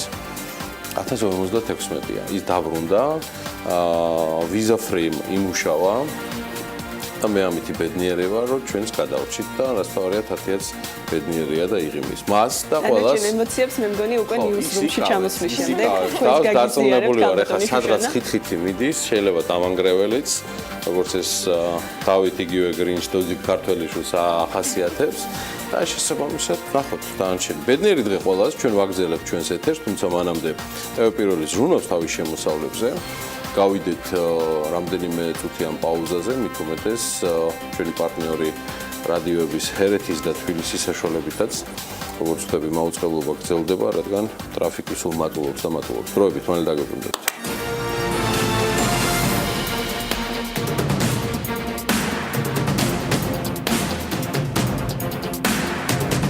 კიდევ კარგი გამარჯობა თქვენი, ქალბატონებო და ბატონებო, გვიყურებთ ტელეპიროზე. გაქვთ პატივი და ჩვენ კიდევ რომ საოცარი ბედნიერება რომ თქვენი დილა არის საქმიანი. კიდევ ერთ ახალ და მაგარ ინფორმაციას გაგაცნობთ უმსხვილესმა უცხოურმა სატელევიზიო არხებმა, ონლაინ სერვისებმა და კინოკომპანიებმა Alliance for Creativity and Creativity, უკაცრავად Creativity and Entertainment, საინტერესო სახელი გამოვიდა ACE. დაარსებასთან დაკავშირებით გააკეთეს განცხადება, რომელიც ინტერნეტ მეკობრეობისა და ასევე არალეგალური გზით ფილმების გამავრცელებელი საიტების წინააღმდეგ იბრძოლებს. კავშირის მთავარი ამოცანა სწორედ ლეგალური სამართლებრივი შინაარსის ბაზრის დაცვა და ინტერნეტ მეკობრეობასთან ბრძოლა იქნება, რადგან ამ ციფრული რევოლუციის ფონზე ონლაინ მეკობრეობა მნიშვნელოვანი და სწრაფად ვითარდება, ფეხი აუწყეს და მსოფლიოში მომხმარებლებისთვის საკმაოდ სერიოზულ საფრთხეს წარმოადგენს. ეს აღნიშნეს ალიანსის ვებ გვერდზე. ACE-ში, ანუ ალიანსში გაწევრიანდნენ ისეთი კომპანიები, როგორც არის Amazon-ი, AMC Networks-ი, BBC Worldwide-ი, Netflix-ი, Paramount Pictures, Sky, Warner Brothers Entertainment და ჩამოთვლა შორს წაგვიყვანს 30-მდე კომპანიაზეა საუბარი. ACE-ის განცხადებაში ხაზგასმით არის აღნიშნული, რომ უკანასკნელ წლებში სამართლებრივი შინაარსის ბაზარი საგრძნობლად გაიზარდა, რადგან ფილმები და სატელევიზიო კომპანიები ციფრულ სადისტრიბუციო მოდელებში დიდ ინვესტიციებს დებდნენ და ამდენად მეკობრეობის რაოდენობაც გაიზარდა. ამჟამად უკვე 480-ზე მეტი ონლაინ სერვისია მსოფლიოში, სადაც მომხმარებლებისთვის ფილმებისა და სატელევიზიო პროგრამების ლეგალურად მოთხოვნილება საკმაოდ ხელმისაწვდომი გახდა, თუმცა აღსანიშნავია, რომ გასულ წელს პირატული ფილმების და ტელეშოუს თითქმის 5.5 მილიარდი ჩამოტვირთვა და პირატულ საიტებზე 21.5 მილიარდი ვიზიტი დაფიქსირდა. ალბათ გასაგებია, რატომაც შეიქმნა ეს ალიანსი. ალიანსი ქსელური პირატების წინააღმდეგ ბრძოლას გაამკაცრებს და ხელს შეუწყობს ონლაინ მეკობრეობის გავრცელების შემცირებას, ცხადია. გავრცელებას როგორ შეუწყობს ხელს, მთელი გიგანტები გაერთიანდნენ. ალიანსი აღნიშნული პრობლემის მოსაგვარებლად Motion Picture Association MPAA-თან ერთად იმუშავებს, კვლევებს ჩაატარებს და ითანამშრომლებს სამართალდამცავებთან, რათა უკანონო მეკობრე საწარმოები გააუქმოს. გარდა ამისა, ACE მხარს უჭერს სამართალდამცავ ორგანოებთან თანამშრომლობას მთელი მსოფლიოს მასშტაბით, რათა გააგრძელოს და გააძლიეროს, გაამკაცროს ეს ზომები. ალბათ ამ ინფორმაციის ფონზე დარწმუნებული ვარ, არც მეტი არც ნაკლები, შედარებით ჩვენს არაამნეზირებულ მაყურებელს, ვინც თვალყურს ადევნებს, ქართული კომპანია Media-Rights Georgia და მასში გაერთიანებული პერსონალიები და არხები გაახსენდება, თუ როგორ მოქმედებენ საქართველოში ზოგიერთები და ითხოვენ საკუთარი, ასე ვთქვათ, კომერციული უფლებების დაცვას. კარგი, Media-Rights Georgia-ზე ვატყობ კიდევ ბევრი საუბარი მოგვიწევს, მანამდე კი რამდენიმე წამში კვლავ საინტერესო ამბები და ისევ ბიზნესზე და ეკონომიკაზე. უკვე მეორე კოლაჟით ვართ პირდაპირ ეთერში, ისევ და პირველზე და რა თქმა უნდა გვისმენთ რადიო ჰერეთის და თბილისის საშუალებით.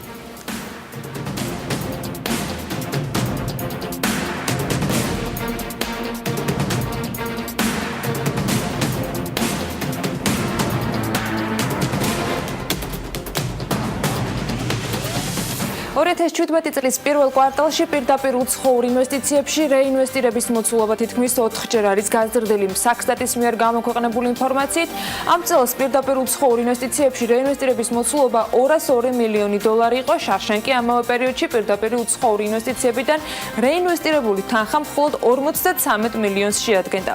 2015 წელს ეს მაჩვენებელი კიდევ უფრო ნაკლები იყო და სულ რაღაც 44 მილიონი დაფიქსირდა.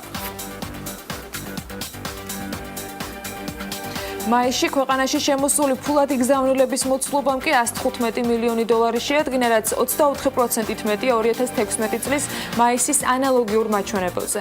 ეროვნული ბანკის მონაცემებით უცხოეთიდან საქართველოში ფულადი გზავნილების თითქმის 93% 14 ქვეყანაზე მოდის. ყველაზე მეტი თანხა მაისში რუსეთიდან, ამერიკიდან და საბერძნეთიდან არის გადმორიცხული. European Chamber-ის კვლევის თანახმად საუკეთესო ევროპული ქვეყნები ბიზნესის წარმოებისთვის საქართველო მე-20 ადგილზეა. 2017 წელს 2016-თან შედარებით რეიტინგი გაუმჯობესებულია და სარეიტინგო შეფასება გაიზარდა 64.7-დან 78.6-მდე. ამ შეფასებით საქართველო ევროპის ისეთი ქვეყნების წინ არის, როგორიც არის ესპანეთი, იტალია, ჩეხეთი, სლოვაკეთი, ბულგარეთი, უნგრეთი, საბერძნეთი და კიდევ არაერთი. ასევე უნდა აღვნიშნოთ, რომ რეიტინგის თანახმად საქართველო მნიშვნელოვნად უსწრებს რეგიონის ქვეყნებს, მათ შორის ბელარუსს, თურქეთს, სომხეთს, ყაზახეთს, მოლდავეთს, რუსეთს, აზერბაიჯანს და უკრაინას. მეთოდოლოგიური ნაწილი არ გამაჩნია, მაგრამ ის იმაში ნამდვილად შემიძლია დასაბუთებით ვთქვათ, რომ ეკონომიკური რეფორმები ქვეყანაში ბოლო პერიოდის განმავლობაში ან არ ტარდება სწორი ეკონომიკური რეფორმები და ან უფრო უარეს შემთხვევაში ტარდება ცუდი ეკონომიკური რეფორმები. ინდექსი არის მხოლოდ კარგი საშუალება, შენი ქვეყნის პოზიცია გააცნო და დაანახო დაუშვათ ინვესტორს, რომ შენი ხელისუფლება არის ორიენტირებული, რომ დაუშვათ სხვადასხვა საერთაშორისო ინდექსებში დაწინაურდეს, მაგრამ რა თქმა უნდა, მთავარი ინვესტორს რაც აინტერესებს ქვეყანაში, ეს არის რომ დაახვედროს სტაბილური პოლიტიკური გარემო. ეროვნული ბანკის განცხადებას ფასიან ქაღალდებთან დაკავშირებით საფონდო ბირჟის გენერალური დირექტორიც გამოეხმაურა. გიორგი ფარესიშვილი ამბობს, რომ ფასიან ქაღალდებში ინვესტირება გარკვეულ რისკებთან არის დაკავშირებული, ვინაიდან ფასიანი ქაღალდის ფასი, რომელსაც ინვესტორი ყიდულობს, შესაძლოა დავარდეს და ბიზნესმენმა ინვესტირებული თანხა დაკარგოს. ეროვნული ბანკი ინვესტორებს ფასიანი ქაღალდების შეძენისას სიფრთხილის გამოჩენისკენ მოუწოდებს. სების განმარტებით სახელმწიფოს მათ შორის მარეგულირებლის უფლებამოსილება არ არის და ვერ იქნება ემიტენტების ფინანსური მდგრადობის უზრუნველყოფა. ირია შემთხვევა, როდესაც სხვადასხვა ფაქტორის გამო ინვესტორები ზარალობენ ფასიან ქაღალდების ბაზარზე. ფასიან ქაღალდების ბაზარზე ინვესტირება სჭირდება გარკვეული ცოდნა. შესაბამისად, როგორც წესი არსებობენ ეგრეთ წოდებული გათვითცნობიერებული და გაუთვითცნობიერებელი ინვესტორები. გათვითცნობიერებული ინვესტორებისთვის არ წარმოადგენს არანაირ პრობლემას ანალიზი და ამ ანალიზის საფუძველზე იმ ფასიან ქაღალდის შეძენა, რომელიც ასე ვთქვათ, მათი აზრით არის მიმზიდველი. პრობლემა როგორც წესი წარმოიქმნება სწორედ გაუთვითცნობიერებელ ინვესტორებთან, რომლებსაც არ აქვს საკმარისი ფინანსური ცოდნა და განათლება და მაინც ასე ვთქვათ ღებულობენ გადაწყვეტილებებს ამა თუ იმ ფასიან ქაღალდის შეძენაზე. სააპელაციო სასამართლოს გადაწყვეტილებას, რომლის თანახმადაც თამბაქოს საერთაშორისო მწარმოებელი ფილიპ მორისი 93 მილიონის ჯარიმას აღარ გადაიხდის, თბილისის თამბაქოს სავარაუდოდ ზემდგომ ინსტანციაში გაასაჩივრებს. ადგილობრივი კომპანიის ხელმძღვანელი ზვიად მუკბანიანი საქმის კურსთან ამბობს, რომ უზენაეს სასამართლოში გასაჩივრების გადაწყვეტილებას მას შემდეგ მიიღებენ, რაც სააპელაციო სასამართლოს გადაწყვეტილებას დეტალურად გაეცნობიან. დამატებითი კომენტარისგან თავს იკავებენ, რასაც იურიდიულ პოზიციასთან დაკავშირებით დაზუსტების შემდეგ უკვე ადვოკატთან ერთად დააზუსტებენ. ასევე უნდა შეგახსენოთ, რომ სააპელაციო სასამართლომ გააბათილა საქალაქო სასამართლოს გადაწყვეტილება, რომლის მიხედვითაც ადგილობრივ ბაზარზე დემპინგური ფასების გამო ფილიპ მორისი 93 მილიონი ლარის გადახდის ვალდებულების ქვეშ იყო. იგივე გადაწყვეტილება მიიღო სააპელაციო სასამართლომ თამბაქოს მეორე საერთაშორისო ბრენდის British American Tobacco-ს მიმართ.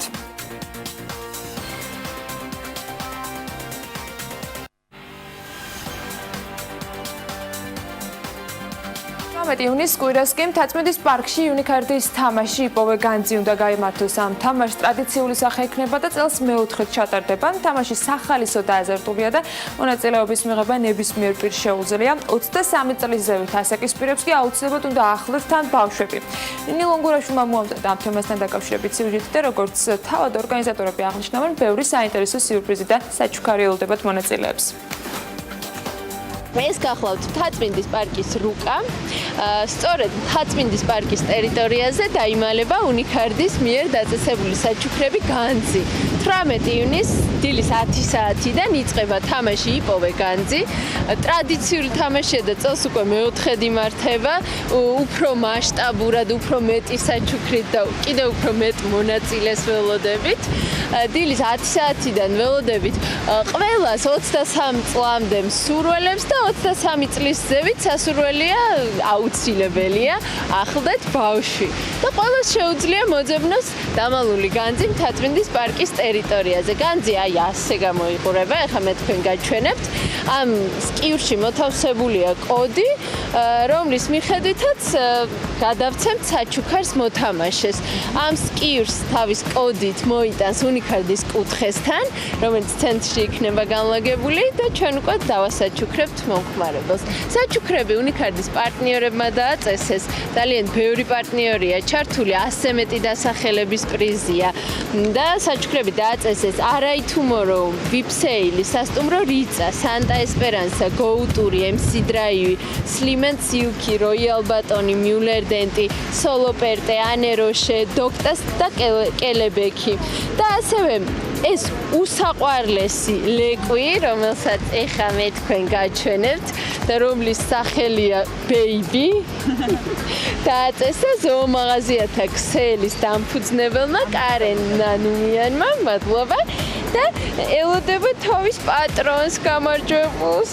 მე როგორც ვიცი, შარშანაც იყო, ხო, ლეკვის საჩუქრად? შარშანაც იყო ლეკვის საჩუქრად, უკვე გაიზარდა ჰასკი ძალიან ლამაზი, უკვე დიდი ბიჭია შარშანდელი პრიზი.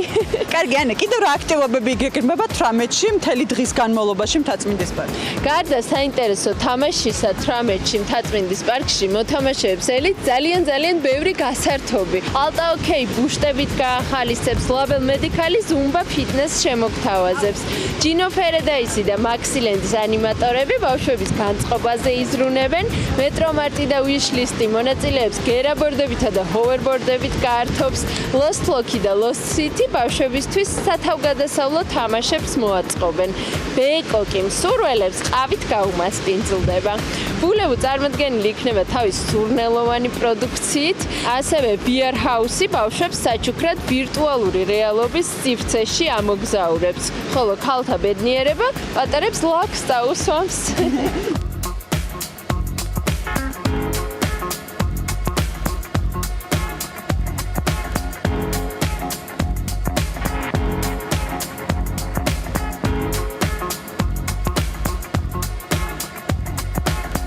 თაწმინდის პარკში უკვე წელს მეოთხედ იმართება იპოვე განძის თამაში. ყოველწლიურად თამაში უფრო მასშტაბური ხდება და უფრო მეტი მსურველი არის განძის პოვნის. პრიზებით შესაბამისად რაოდენობაც იზრდება და უფრო მნიშვნელოვანი და მისაღები ხდება საინტერესო მომხმარებლისთვის. ასე რომ 18 ივნის 10 საათზე ყველას უნიკარდის და არამხოლოდ მათ, არამხოლოდ უნიკარდის მფლობელებს ველოდებით თაწმინდის პარკში და უკვე შეეძლებათ დილიდან 10 საათიდან მთელი პარკის ტერიტორიაზე მოძებნონ დამალული განძი.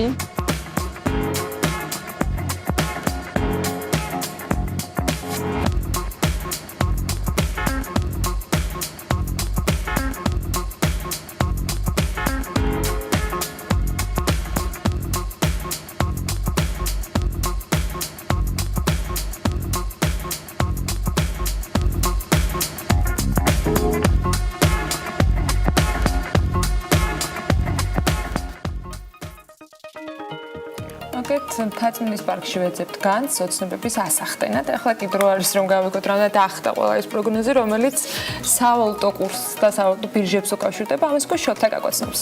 ეს პრინციპში გამარჯობა პირველ რიგში.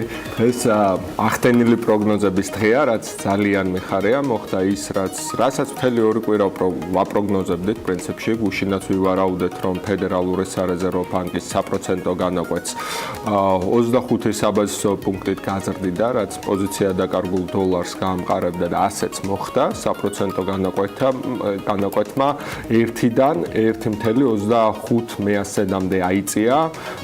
ზუსტად თქვით გუშინ რომ 1/4-ით აიწევს სავარაუდოდ. შედეგად დოლარი გამყარდა ყველა ძირითადი ვალუტის მიმართ. ევრო 30 მაისის შემდეგ არ ყოფილა ასე იაფი. გუშინ 1 ევრო დოლარსა და 12 ცენტზე ზვირიღერდა, დღეს კი ფასი დოლარსა და 11 ცენტს უახლოვდება. საპროცენტო განაკვეთის გარდა დოლარის გამყარებას ხელი შეუწყო ამ კვირის ბოლო ანგარიშებმა, ეს იყო შრომის დეპარტამენტის ანგარიში, რომლის მიხედვითაც უმუშევრობის შემწეობის მომთხოვნა რიცხვი 3000-ით შემცირდა, წარმოების ინდექსიც მოსალოდნელზე ნაკლებად დაეცა. ამ დროს რა ხდება ბრიტანეთში, ესე იგი Bank of England-მა მონეტარული პოლიტიკა უცვლელი დატოვა, ესეც ვივარაუდეთ გასულ დღეებში სავალუტო ექსპერტთა მოსაზრებებზე დაყრდნობით, თუმცა ბრიტანელებს მოულოდნელობა მაინც შეემთხვათ. გაერთიანებული სამეფოს ეროვნული სტატისტიკის ოფისმა განაცხადა, რომ საცალო გაყიდვები 1.2%-ით დაეცა, როცა 0.8%-იან ვარდნას ელოდნენ. შედეგად ფუნტი ვერ მოძლიერდა და გუშინდელ ნიშნულზე დარჩა. ერთი გირვანქა სტერლინგის ფასი $-სა და 27.5 ცენტს ოდნავ აჭარბებს. დოლარი გაძვირდა იაპონური იენისთვისაც და გუშინდელი გაიაფების შემდეგ $1 ფასი ისევ 100 იენს დაუბრუნდა. ეს არის 0.39 გამყარება. შვეიცარიული ფრანკის მიმართულებითაც ასეთ სურათია, $100 შესაძენად უკვე 97.9 ფრანკია საჭირო. რაც შეეხება ჩვენს საყვარელ კრიპტოვალუტებს, ჯერ კიდევ ამ კვირის დასაწყისში, როცა ბიტკოინის ფასი $3000 აღწევდა, თქვით, რომ სკეპტიკურად არიან სტაჟიანი ინვესტორები განწყობილი. გუშინ ისიც თქვით, რომ ბიტკოინი $1900-დან $2400 შუალედში მოექცეოდა, მას შემდეგ რაც ტექნიკური წინააღმდეგობის წერტილს მიაღწია მისმა ფასმა. ასეც მოხდა, ერთი ბიტკოინის ფასი უკვე $2200 ქვეშა. ბიტკოინმა ისევე როგორც ეთერიუმმა თავისი ფასის თითქმის 25% დაკარგა, ეთერიუმის ფასიც $285-ზე დაბლა დაეშვა, როცა სულ რაღაც 2 დღის წინ $400 უკაკუნებდა. ვაცადოთ ეთერიუმს გაიაფება, შემდეგ კი შევიძინოთ მომავალი ბიტკოინის ზრდას მისგან უნდა ველოდეთ, როგორც ეს ზუსტად იმ სავალუტო ექსპერტებმა ივარაუდეს, რომელთა განცხადებების შეჯერებისა და დაყრდნობისას ესე შევადგენეთ ჩვენი პროგნოზები ამ კვირის მანძილზე. ასე რომ ღირს ყურის დაგდება. ღირს მომავალშიც საინტერესო მიმოხილვების მოსმენა და დაუდება ყველა დილით საქმიანი დღეს იმით რომ მას საინტერესო ამბები გავიგო და მე თუნდაც ეს პროგნოზები როგორც ამობენ ყველა მართლდება. ჩვენ კი წინ საინტერესო რეკლამა გვაქვს, ასევე საინტერესო და რეკლამის შემდეგ დავბრუნდებით უკვე სამართლის რუბრიკით პირდაპირ ეთერში.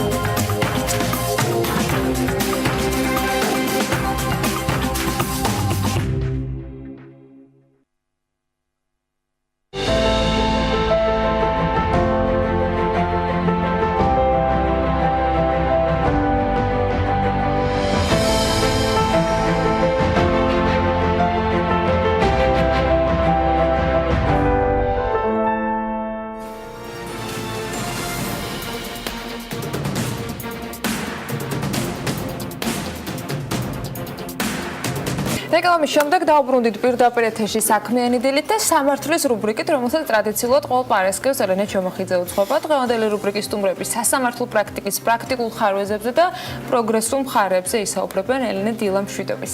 დილა მშვიდობის, ანა, მივესალმებით ჩვენს მაყურებლებს. დღეს როგორც ჩვენ აღნიშნეთ, ჩვენ ვისაუბრებთ სასამართლო და საკანონმდებლო ხელისუფლების გამოწვევებზე და იმ ხარვეზებზე, რაც აღნიშნულ ხელისუფლებებში არსებობს. ამისათვის კი საკმაოდ კომპეტენტური და გამოცდილი და საპატიო სტუმრები გვყავს ეთერში. არჩილ გიორგაძე, დეკერ ჯორჯიას პარტნიორი და იმედა დვალიძე, ადვოკატი არიან ჩვენი სტუმრები. მოგესალმებით. დილა მშვიდობის, ძალიან დიდი მადლობა იმისთვის, რომ დილიდან ხართ ჩვენთან ერთად ამ საინტერესო თემებზე სასაუბროთ. თქვენი დავიწყოთ ბატონო იმედა. ვახსენე სასამართლო და საკანონმდებლო ხელისუფლება. თუმცა მოდით სასამართლო ხელისუფლებაზე გავამახვილოთ ყურადღება თავიდან. თქვენ რამდენიმე დღის წინ მე სოციალურ ქსელშიც წავაწყდით თქვენს გამოხმაურებას და ესე რომ ვთქვათ ჩიულს იმასთან დაკავშირებით, რომ სასამართლოში საქმის წარმოების ვადები არის დარღვეული და რეალურად პროცესები საკმაოდ იწელება თითოეულ ინსტანციაში. რა შეგიძლიათ გითხრათ ამ საკითხზე? როგორ ფიქრობთ, პირველ რიგში რომელ ინსტანციას ეხება უფრო ეს ბრალდება, ესე რომ ვთქვათ და რამდენად იწელება, ანუ რამდენად შეგვიძლია ვთქვათ, რომ რეალურად ეს პრობლემა არის უკვე გრძელვადიანი, ხანგრძლივი და მართლა საჭიროებს გარკვეული გადაწყვეტილებების მიღებას სასიკეთოდ.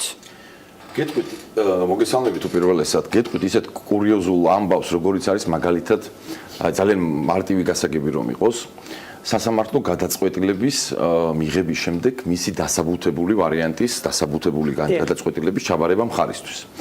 მე და ჩემს პარტნიორებს და კოლეგებს გვქონია შემთხვევა, რაოდენიმე დაუჯერებელიც არ უნდა იყოს, როდესაც სასამართლომ კანონით დადგენილ ვადაში არ ჩაგვაპარა გადაწყვეტილება და რადგან კანონი ითვალისწინებს კონკრეტულ ვადას, როცა ამეთვლება სააპელაციო საჩივრის წარდგენის ვადა და მე ვერ მივიღე გადაწყვეტილება, რომელიც უნდა გავასაჩივრო, თვლი რომ უნდა გავასაჩივრო, გამისაჩივრებია ის სააპელაციო ინსტანციაში, რომ არ ვიცოდი რა დაწერა სასამართლომ, იმიტომ რომ დათქმულ ვადაში, კანონით გათვალისწინებულ ვადაში არ მბარდება.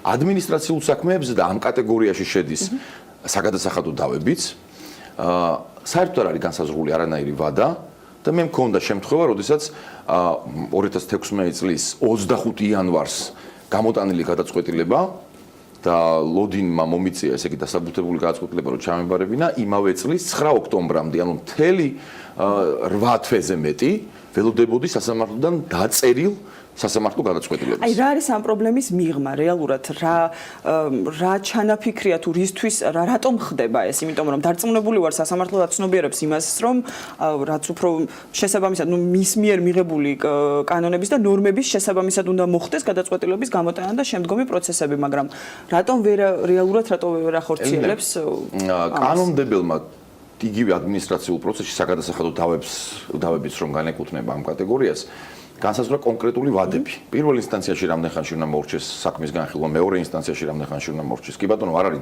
გადაწყვეტილების ჩაბარების ვადა, მაგრამ არის განხილვის და მისი დასრულების ვადები. დიახ.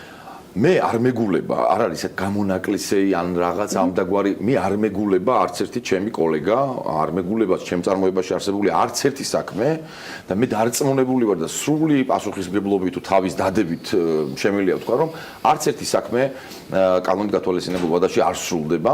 შესაბამისად, მეწარმე ელოდება რაღაც შედეგს, ანუ ან წააგებს, ან მოიგებს, ან მოუწევს გადახდა გადასახადის, ან არ მოუწევს, ხო?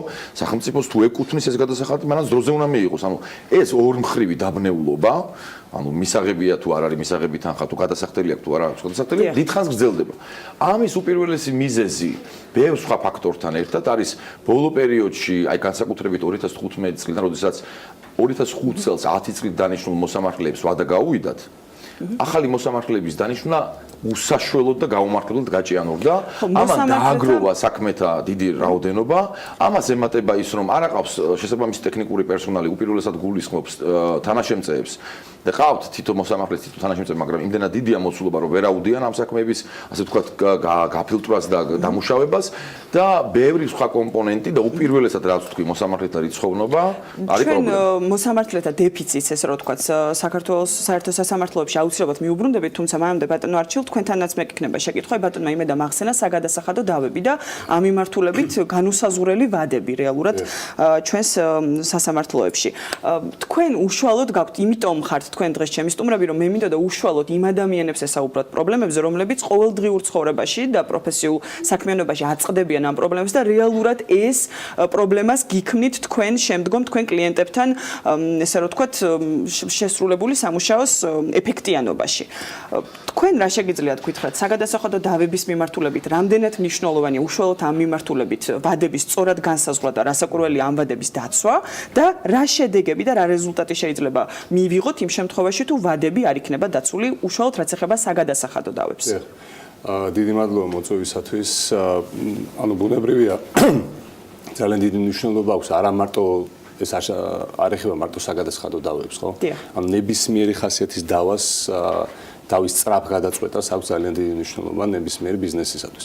ამ შემთხვევაში საგადასახადო დავა შედარებით უფრო სპეციფიკურია, იმიტომ რომ გარკვეული ადმინისტრაციული ზომების მიღება ხდება თქვა სახელმწიფოს მხრიდან და გამომდინარე იქიდან რომ ეს მაინც ადმინისტრაციული ხასიათის დავა შეიძლება თქვა ბიზნესზე უფრო მეტი ზეწოლა იყოს ამ შემთხვევაში და როცა დიდი ხნით არის ესეთ გაურკვევლობაში ბუნებრივია ეს ზეგავლენას ახდენს ამ ბიზნესის მომავალზე არ ხდება ინვესტირება ან რეინვესტირება ძნელია ასეთ ბიზნესებს განვითარება და ახალ გარიგებებზე ფიქრი თუმცა მინდა აღვნიშნო რომ ამ შემთხვევაში ეს მხოლოდ საგადასახადო საკითხებს არ შეეხება ხო მე მინახავს და იგივე ჩემ წარმოებაშიც არის რამოდენიმე დავა როცა ორი კერძო პირი დაობს ამ შემთხვევაში შესაძლებელია იგივე სხვადასხვაგვარი უზრუნველყოფის ღონისძიებები, რომლებსაც იგივე ეფექტი შეიძლება კონდეს, რასაც თქვა საგადასახადო შემოსავლების სამსახური იყენებს და ხდება როგორც იმედან მახსენა განუსაზღვრელად აღნიშნული დავების გაგრძელება.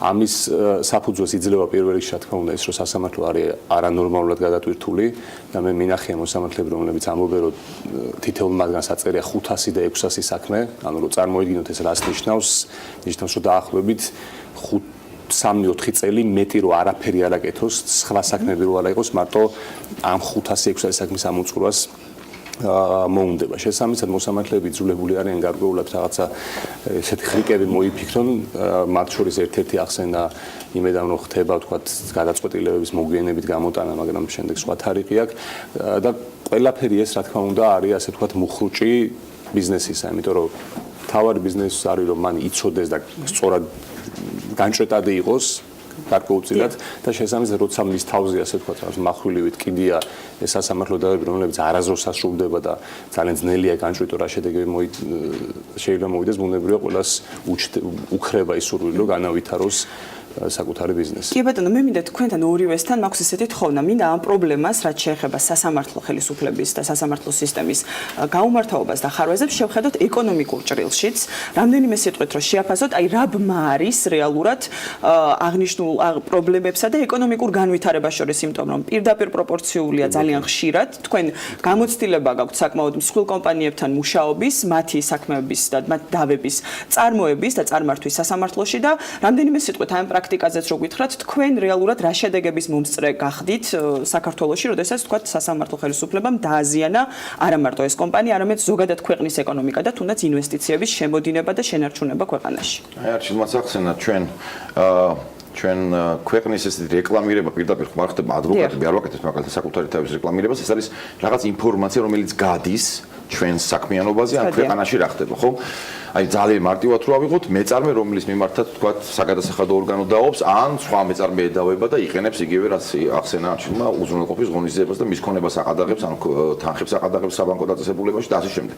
ეს განუსაზღვრელად რო გრძელდება, ბიზნესი ვეღარ ორიენტირდება, ვეღარ ყალიბდება იმაზე მოუწევს მას ამ თანხის გადახდა, არ მოუწევს, როდის მოხდება ეს, რამდენად სამართლიანია ცალკე საკითხია ეს კონკრეტული სარჩელი თუ პრეტენზია მის მიმართ არსებული, ეს აბნევს მას შემდეგ ის ურთიერთობს თავის კონტრაჰენტებთან, პარტნიორებთან უცხოეთში თუ სხვაგან და ეუბნება რომ აი უბრალოდ ვერ გაიგო რა ხდება მის თავს ხშირად დაუსვათ ეს კითხვა რომ აი რა შეიძლება ვერანაირ პროგნოზსაც კი ვერ აკეთებ არა თუ ვადებზე გადაწყვეტილება როგორი ადეკვატური იქნება თუ არ იქნება ხოდ დაახლოებით მაინც განსაზღვრავ რისკებს და შესაძლებლობას იმისა რამდენად წარმატებულად შეიძლება დასრულდეს პროცესი თუ კეთილსინდისიერად უდგები კლიენტს და სასურველია რომ ასეც მიუდგე ხო ანუ პროგნოზის გაკეთება ყოველ მხრივ რთულია და შენი მხრიდან შენთან მოსული ადამიანი ინვესტორი, ბიზნესმენი რომ ვერ იღებს ამ ინფორმაციას, ის თავისთავად ვერ ერკვევა, დაბნეულია და ბევრი თვალსაზრისით ეს აფერხებს მის საქმიანობას და გარდა ამისა, ეს არის ცუდი სიგნალები, რომელიც აი ესეთი ბიზნესმენებისგან შემდეგ უცხოეთშიც გადის, რომ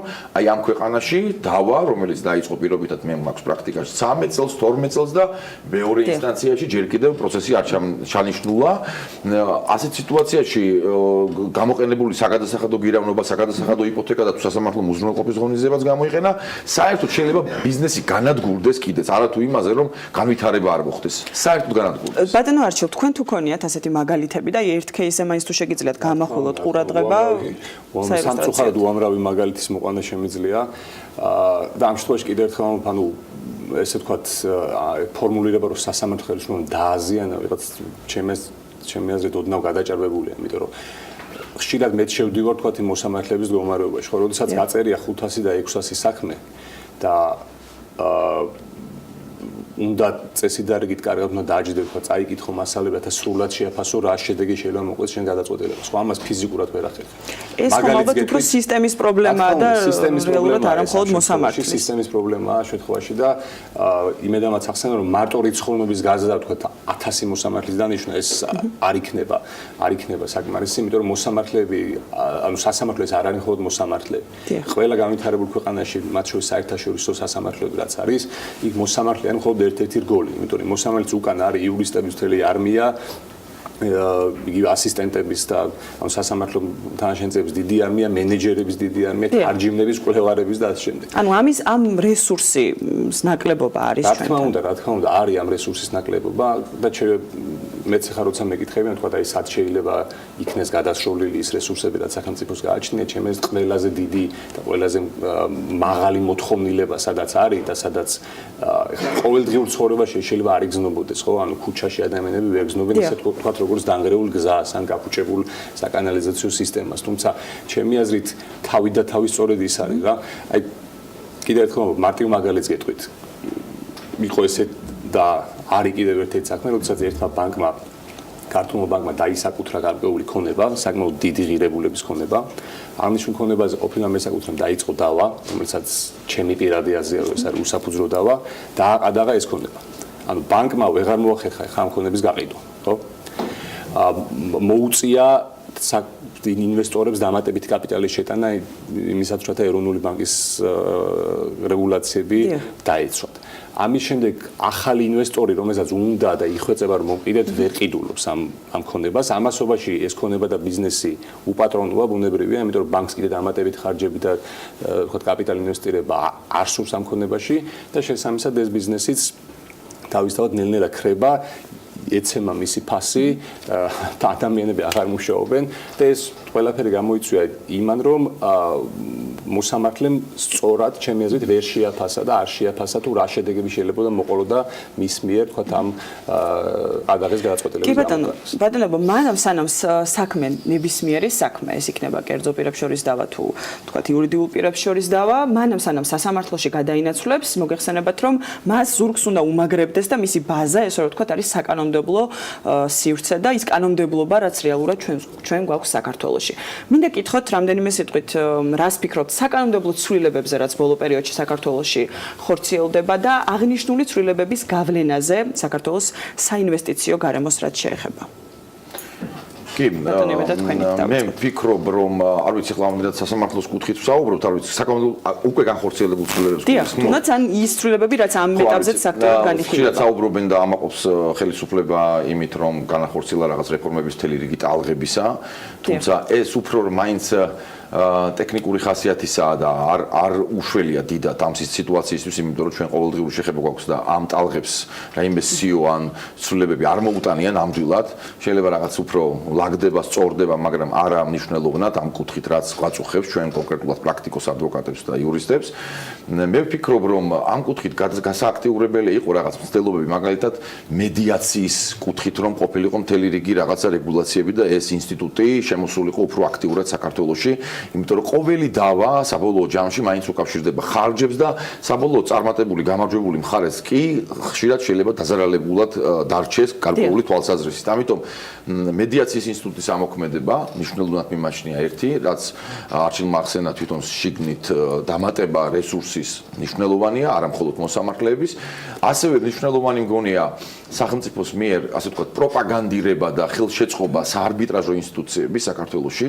კანონი 2010 წელს მივიღეთ და პრინციპში კარგი კანონი იყო ერთი შეხედვით, მაგრამ სხვა რეგულაციების გამო არბიტრაჟის ეფექტურობა მაინც დაკნინდა და შემცირდა და ბიზნესმაც ზოგ შემთხვევებში არ არის ინფორმირებული თუ რამდენად უფრო ეფექტური შეიძლება იყოს ეს გზა გადაწყვეტის დავისა და გარდა ამისა მე ზოგადად მგონია რომ არ მინდა დღეს მოქმედ მოსამართლეებს ამითი რაღაცნაირად გული ვატკინო, მაგრამ ერთ-ერთ შეხვედრაზე რამდენიმე ადვოკატი ვიყავით და უბრალოდ ერთგვარი ფოკუს ჯგუფივით შეიქმნა იქ და 10-ვეს ვკითხე დაახლოებით 10 ადამიანი იყო და ვკითხე რომ გინდა თუ არა შენ მოსამართლეობა და 10-ვე მიპასუხა რომ არ უნდა.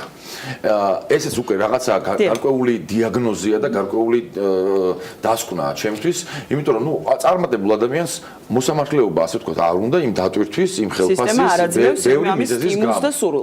მე იმის გამო რომ ჩვენი დრო სამწუხაროდ იწურება ბატონ ნარჩილსაც მინდა ვკითხო ბოლო შეკითხვა თქვენ რამდენად თვლით რომ ვიწრო სპეციალიზაციის მქონე მოსამართლეების დეფიციტია საქართველოში და ამ მიმართულებით საჭიროებს ჩვენი სასამართლო სისტემა გადამზადებას და ესე ვთქვათ მომზადებას მოსამართლეების უშუალოდ გარკვეული მიმართულებით და მათ დახელოვნებას ესე ვთქვათ. რა თქმა უნდა ბუნებრივია რომ თითოეულ მოსამართლეებს უნდა კონდეს მაღალი კვალიფიკაცია. ანუ ეს განსაკუთრებით მნიშვნელოვანია თუ კი ჩვენი ქვეყანა ჩვენ გვინდა გადავაქციოთ გარკვეულწილად რაღაც ეკონომიურ ხაბად და გვინდა რომ ფეხი აუწყოთ სოფლიოში მიმდინარე მოვლენებს, ხო?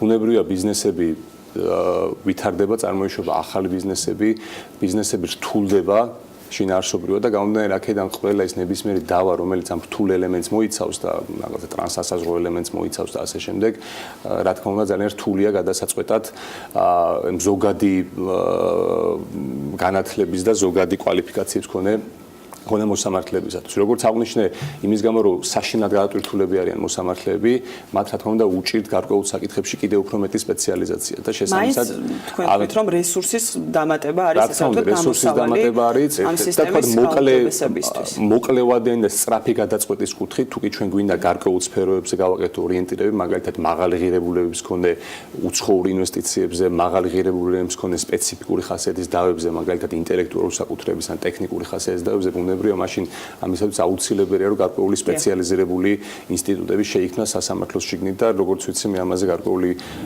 კი არა საკმაოდ აქტიური მუშაობა მიმდინარეობს. კი ბატონო, ძალიან დიდი მადლობა იმისთვის რომ კომპეტენტური პასუხები გაგვეცით დასმულ შეკითხვებზე, ასევე ძალიან საინტერესო დისკუსია შემოგთავაზეთ. ძალიან დიდი მადლობა კიდევ ერთხელ. მე აღარ ვიცი დარჩა თუ არა საერთოდ რაიმე სივრცე ჩვენს გადაცემაში, სადაც არ გვისაუბრია და არ შეგვიფასებია საქართველოს სასამართლო ხელისუფლება. ფაქტობრივად ყველა უწყებისგან მოვისმინეთ ჩვენ პასუხი, ეს იქნებოდა ისეთი უწყებები, რომლებიც უშუალოდ არიან ვალდებული და პასუხისმგებლები აღნიშნული სისტემის განვითარებასა და გაუმჯობესებას და ასევე ადამიანებისგან, რომლებსაც უშუალოდ ეხება ეს პრობლემა ყოველდღიურ პროფესიულ საქმიანობაში. ასევე იმედს დავიტოვებ, უახლოეს მომავალში ჩვენ კიდევ მოგვეცემა საშუალება, რომ ჩავწეროთ ინტერვიუ უზენაესი საბჭოს თავმჯდომარესთან, ქალბატონ ნინო გვიენტაძესთან, რომლისგანაც მე დარწმუნებული ვარ, რომ საკმაოდ საინტერესო პასუხებს მოვისმენთ დასმულ შეკითხვებზე, ასე რომ მადლობა ელენე ჩომახიძეს, რომ საკმაოდ კი არა და სტაბილურად საინტერესოდ ავსებს ამ სივრცეს, საინტერესო ნარატივით. მადლობა არჩილ გიორგაძეს და იმედად ვალიძეს სტუმრობისთვის. იმედამ რომელმაც ბოლო პერიოდში ძალიან აქტიურად მოისხა მანტია პარტიზანი მეგზევისა და მას რაღაცა ისეთი გარდასახვა მოხდა მისი ცნობადობის. ახალი ვიდეო დაანონსა დღეს, ვიდრე სტუდიაში შემოვიდოდა არჩილთან ერთად, რომელსაც სავარაუდოდ ჩვენ უშაბათ შემოგთავაზებთ. აინტერესებს მისი წიაღსვლები ამ მიმართულებითაც, გარდა იმისა, რომ ცხადია ვისაუბრებთ სამართლებრივი რეფორმის პრობლემებზე საქართველოში. კარგი, მანამდე კიდევ ერთი თემა, რომელიც ბოლო პერიოდში ქვეყანაში საკმაოდ აქტიურად განიხილება, კონსტიტუციის 94 მუხლი და თავისუფლების ქარტიის ცვლილება, რომელიც მთავრობას ზღუდავს ქვეყნის ისეთი მაკროეკონომიკური პარამეტრების გაუარესებაში, როგორებიც არის გადასახადები, სახელმწიფო ხარჯი, ვალი და სხვა პარამეტრები. ამჯერად ვალს უნდა შევეხოთ. გამოცემა Forbes ჯორჯია სტატიაზე დაყრდნობით ტრადიციულად ჩვენმა რეპორტიორმა მარიამ ადამიანს მოამზადა და იგი ქვეყნის ერთ-ერთ ყველაზე მნიშვნელოვან პარამეტრს სამთავრობო ვალის თემას შეეხო, რომელსაც წლების მიხედვით მზარდი ტენდენცია ახასიათებს, თუმცა რამდენად პრობლემატურია ეს თემა, შეიძლება თუ არა ამას საერთოდ გამოიწვიოს პრობლემები ჩვენს ქვეყანაში თუ პროცესი საქმიანად ასე ვთქვათ და ნორმალურ ფარგლებში მიმდინარეობს, ამაზე თავად მარიამ ადამია ისაუბრებს, მე მას მივესალმები, მარიამ დილამშვიდობის. დილამშვიდობისა. დასაწყისისთვის მინდა ვთქვა, რომ ქვეყნის მაკროეკონომიკური პარამეტრების დათვლისას ერთ-ერთი ყველაზე მნიშვნელოვანი პარამეტრი სწორედ სამთავრობო ვალია. ნებისმიერ გამოკითხვაში თუ რა პრობლემები აწუხებს ამომრჩევლებს, სახელმწიფო ვალი ვერასოდეს ვერ ხვდება ძირითადი პრობლემების სიაში. ამის მიზეზი კი ისაა, რომ ვალთან დაკავშირებით მოსახლეობაში ინფორმაციის დონე საგრძნობლად დაბალია და მისი მნიშვნელობაც საკმაოდ გაუფასურებული. 2017 წლის მდგომარეობით საქართველოს ფინანსთა სამინისტროს მონაცემებით მთლიანი სამთავრობო ვალი 13 მილიარდ 9 მილიონი ლარია, საიდანაც 11 მილიარდ 3 მილიონი ლარი საგარეო ვალია, ხოლო 2 მილიარდ 6 მილიონი საშინაო. აქვე გეტყვით, რომ წლების მიხედვით საქართველოს მზარდი ვალი აქვს, ხოლო საგარეო ვალის მკვეთრი ზრდა ბოლო 2 წლის მანძილზე მეტწილად ვალუტის კურსის გაუფასურების გამო მოხდა. თუმცა მარიამ ასევე არ შეიძლება არ ითქვას, რომ საშინაო ვალს რაც ეხება აქ მკვეთრად უარესი მდგომარეობა, რადგან მთავრობის საშინაო ვალი უკანასკნელი 4 წლის მანძილზე დაახლოებით 100%-ით არის გაზრდილი. უნდა აღინიშნოს გიორგი ისიც, რა თქმა უნდა, რომ საშინაო ვალი საგარეო ვალთან შედარებით უფრო ძვირია, რადგან ადგილობრივი მოთამაშეებისაგან ხდება სესხის აღება, რასაც გარდა სიძვირისა შეიძლება ფულის მასის ზრდა, ინვესტიციების ხელის შეშლა ან სხვა პრობლემები მოსდევდეს. საინტერესო ფაქტია ისიც, რომ ვინაიდან ვალის მომსახურება გრძელვადიან პერიოდს უკავშირდება, მთავრობები ხშირად არ ერიდებიან ვალის გადახდას იმის გამო, რომ მათი გადასახდელი არ იქნება.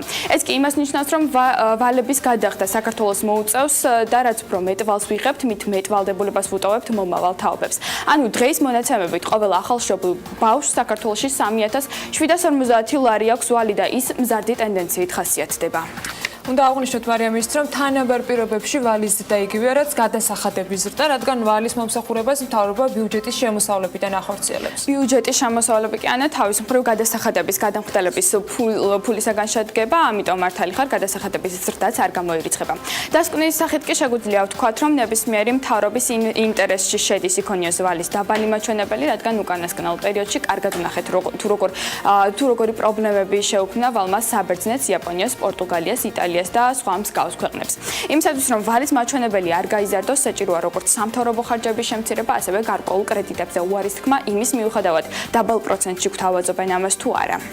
მადლობა მარიამს. კიდევ ერთხელ საინტერესოდ მოწოდებული ინფორმაციისთვის და Forbes Georgies იმისათვის, რომ მასალები ასე საინტერესო წარმოგვიდგინეთ. კიდევ ბევრ საინტერესო სიახლეს გაიცნობით ივნისის ნომერში და უცებთ დაელოდოთ ბენკერის უკვე სპეციალურ გამოცემას, რომელიც სულ მალე იქნება და რა თქმა უნდა საქმიანი დილაც მას გაგაცნობთ და შემოგთავაზებთ. ჩვენ კი უნდა გავაგრძელოთ ეთერი და არანაკლებ საინტერესო თემაზე, რომელზეც პრინციპში გუშინაც ვისაუბრეთ და მომდევნო რამდენიმე დღის განმავლობაში ის განსაკუთრებით აქტიური და აქტუალური თემა იქნება. 1 ივლისს ძალაში შედის ეროვნული ბანკის შესახებ ორგანულ კანონში გაჩენილი ჩანაწერი, რომლის თანახმადაც მეწარმის მიერ საქართველოს ტერიტორიაზე ქონების რეალიზაციის ან მომსახურების გაწევის შეთავაზების ან რეკლამირებისას ფასი გამოხატული უნდა იყოს მხოლოდ ლარში. ასევე 1 ივლისიდან ძალაში შედის ამ კანონისათვის ადმინისტრაციული სავალდებულოების კოდექსში შესული ცვლილებების, რომლის თანახმადაც ლარში რეკლამირების და საქონლის შეთავაზების წესის დარღვევა 5000 ლარამდე ჯარიმებს ითვალისწინებს. ცვლილება პირველ რიგში უძრავი ქონების ბაზრისკენ არის მიმართული, რადგან ეს ბაზარი პრაქტიკულად სრულად დოლარში ოპერირებს და ასევე მაღალი არის დოლარიზაცია ავტომობილებით ვაჭრობის სექტორში. ასეთ იყო განმარტებები სამთავრობო წრეებიდან. ამ ბაზრებს კი 1 ივნისიდან იძულებით ლარში გადართვა მოუხდებათ. მთავრობის შეფასებით უძრავი ქონების ლარში გადართვა ამ ბაზარზე პროგნოზირებადობას გაზრდის და ცვლილება ბაზარზე შეამცირებს არჩევანის უფლებას მეწარმეებმა გამოიყენონ ის ვალუტა, რომელსაც უპირატესობას ანიჭებენ. აი ამ თემაზე იმ სიახლეებზე, რომელიც 1 ივნისიდან ძალაში შედის და გამონაკლისებზე სხვათა შორის, რომელიც ამავე ცვლილების მიხედვით იმოქმედებს, ვისაუბრებთ გიორგი თაბუაშვილთან, შემოსავლების სამსახურის უფროსთან. მოგესალმებით, ბატონ გიორგი, მადლობა იმისთვის, რომ ხართ ჩვენთან ერთად. მადლობთ. დიმიტრი ხუმსიშვილმა სპეციალური სარეკლამო კამპანიაც და მარკეტინგული კამპანიაც დაანონსა, რომელიც კიდევ უფრო მეტ ინფორმაციას მიაწვდის საზოგადოებას. ხო, უფრო მგონია რომ ეგ საგანმანათლებლო. საინფორმაციო შეგვიძლია დავარქვათ. პრინციპში რამდენიმე თვე ამაზე ვლაპარაკობთ, იმიტომ რომ ინიციატივა კიდევ უფრო ადრე იყო, მაგრამ მაინც იქნება თუ არა გარდამავალი პერიოდის განმავლობაში, რომელიც ამ დრომდე იყო საკმარისი იმისთვის, რომ 1 ივლისიდან თუნდაც მაგალითად, როდესაც დეველოპერულ სფეროზე ვსაუბრობთ, მოხდეს სრულად გადასვლა ერთი ნაწილიდან მეორეზე, იმიტომ რომ თქვენივე გუნდის წევრები ხშირად აღნიშნავენ და მუდმივად აღნიშნავენ, რომ მხოლოდ დოლარში არის დღეს ოპერირება რეალურად, ყველა ბინის ფას კითხულობს დოლარში, მარტივად რომ ვთქვათ. კეთილი, მადლობა მოწვევისთვის, მივესალმებით თქვენს ტელემაყურებელს.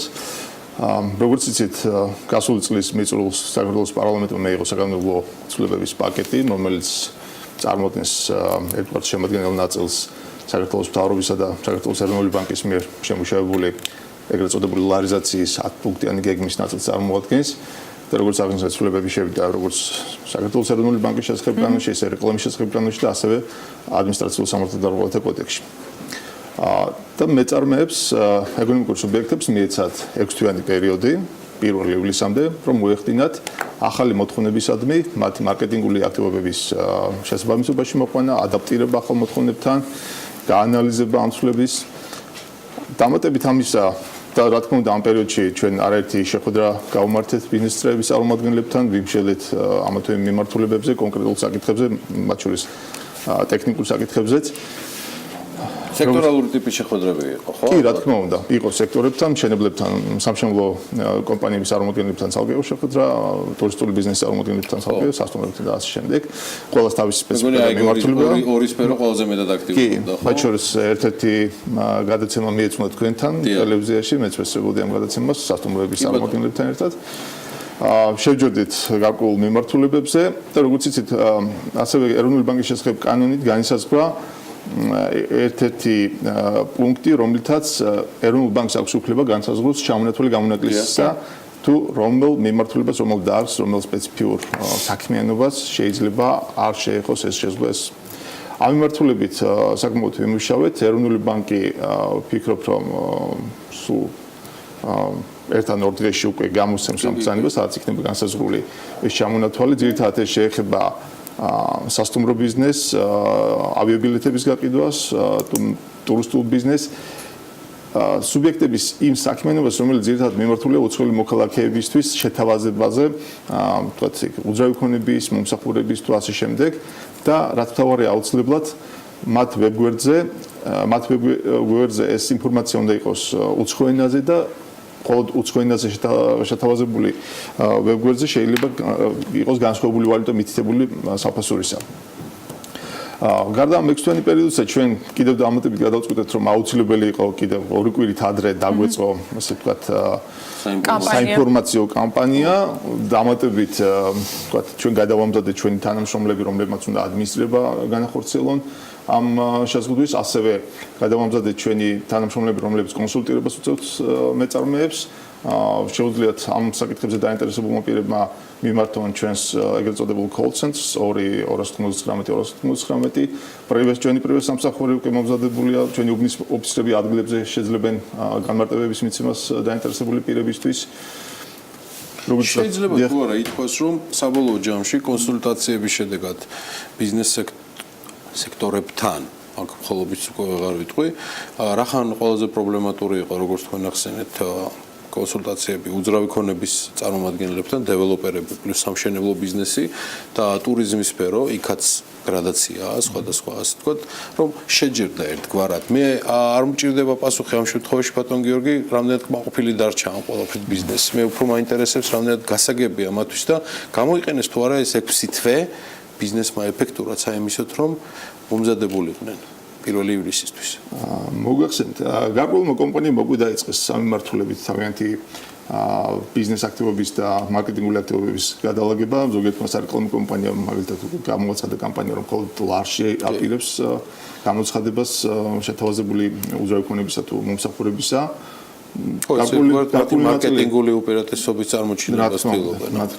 გარკვეული ნაწილი ალბათ ჯერ ისევ მოლოდინშია და ელოდება 1 ივლისს, თუმცა სწორედ ამისთვის ჩვენ 2 კვირით ადრე დავიწყეთ ეს აქტიური კამპანია, რომ კიდევ ერთხელ გავაფრთხილოთ იმედი განმარტებებიან, რომ 2 ივლისს აქ მოვიდნენ და ყვირელი ადეხონ. მაქსიმალურად მომზადებულები შეხვდნენ ისინიც და ჩვენს ახალ მოთხოვნებს. ასეთი დიდი ვადა 6 თვე არ არის ცოტა დრო და 2 კვირაც არ არის იმისათვის, რომ შეხსენებისთვის მათ დაეთმოთ. ნიშნავს თორე იმას, რომ 1 ივლისიდან ნებისმიერი დარღვევა, მაგათად ბანერზე სადღაც შემორჩენილი დოლარით განსაზღვრული ფასი რომელიმე ბინის, თქვათ, რომელიმე სამშენებლო კომპანიის გამოიწვევს ავტომატურად დაჯარიმებას? თუ რჩება რაღაც ლუფტი იმისთვის, რომ გაფრთხილებები იყოს პირველ რიგში იგივე კომპანიებისათვის, რომლებიც, შეიძლება თქვას, რომ საქართველოს მასშტაბით საკმაოდ ბევრ სარეკლამო, თქვათ, ბანერს ანთავსებენ სულ მინიმუმ. ლიბერალური მიდგომები დააფიქსირა წინარე ფინანსთა მინისტრმა. რა თქმა უნდა, მთავრობა და შემოსავლების სამსახური რა თქმა უნდა არ არის მომართული იმისკენ რომ პირველ რიგში დააჯარიმოს და ამ დაჯარიმებული თანხებით ასე ვთქვათ ბიუჯეტის შევსება განახორციელოს ეს არ არის ჩვენს ინტერესშია რომ მაქსიმალურად შედეგი მივიღოთ იმ პოლიტიკისა რა პოლიტიკაც დაიგეგმა ლარიზაცია და ამაზე მოგვიანებითაც გეტყვით რომ საკმაოდ კაი შედეგები გვაქვს უკვე 5 თვის გადამოსახედიდან გათვალისწინებულ კანონმდებლობაში პირდაპირ არის გათვალისწინებული რომ პირველ შემთხვევაში ეს იქნება გაფრთხილება მეორე შემთხვევაში ეს იქნება 1000 ლარიანი ჯარიმა და უკვე შემდეგი განმეორებისას უკვე იქნება 5000 ლარიანი ჯარიმა.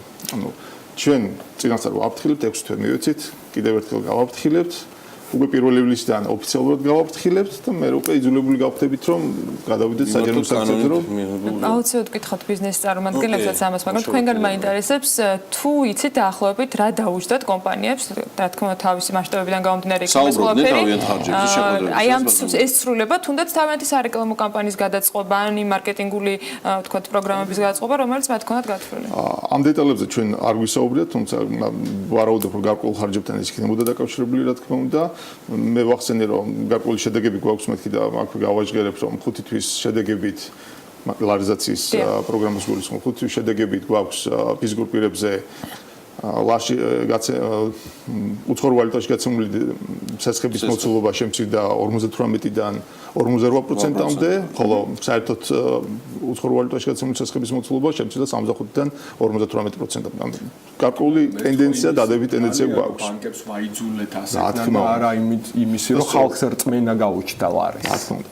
მოდით ესე შევხედოთ ის რომ ადამიანი ლარის ნაცვლად დოლარში იღებდა სერს ან ლარის ნაცვლად დოლარში აფიქსირებდა ფასს და დოლარში იხდიდა საფასურს ამას თავისი გარკვეული ისტორიული ვთქვათ საფუძვლები აქვს და ეს ძალიან ღრმად არის ჩამჯდარი ადამიანის მენტალიტეტში ამ წლების განმავლობაში რამდენიმე მარტივ მაგალითს მოვიყვან ერთგვარი პარადოქსული მაგალითის შემთხვევა არის მაგალითად ავტომობილების გაყიდვა მეორედი ავტომობილების ცირე ბიზნესის ძირითადად დაკავებული ამით ევროპაში ყიდულობენ ავტომობილებს ევროში აყიდიან დოლარში რატომღაც მე ამ დოლარს ისე ვახურდა ევროში მიდიან უკან ყიდულობენ ევროში და უკან ისე დოლარში ყიდულობენ ანუ ტყუილად აკეთებენ ამ ტრანზაქციას ხო მარტივია შეიძლება იგივე ევროში გაყიდო ის მანქანა და არ მოგიწევს დამატებით ხარჯების გაღება კონვერტაციაში რა ერთგვარი პარადოქსი იგივე ადამიანი მიდის ბანკში იღებს სესხს უყურებს მხოლოდ იმას რომ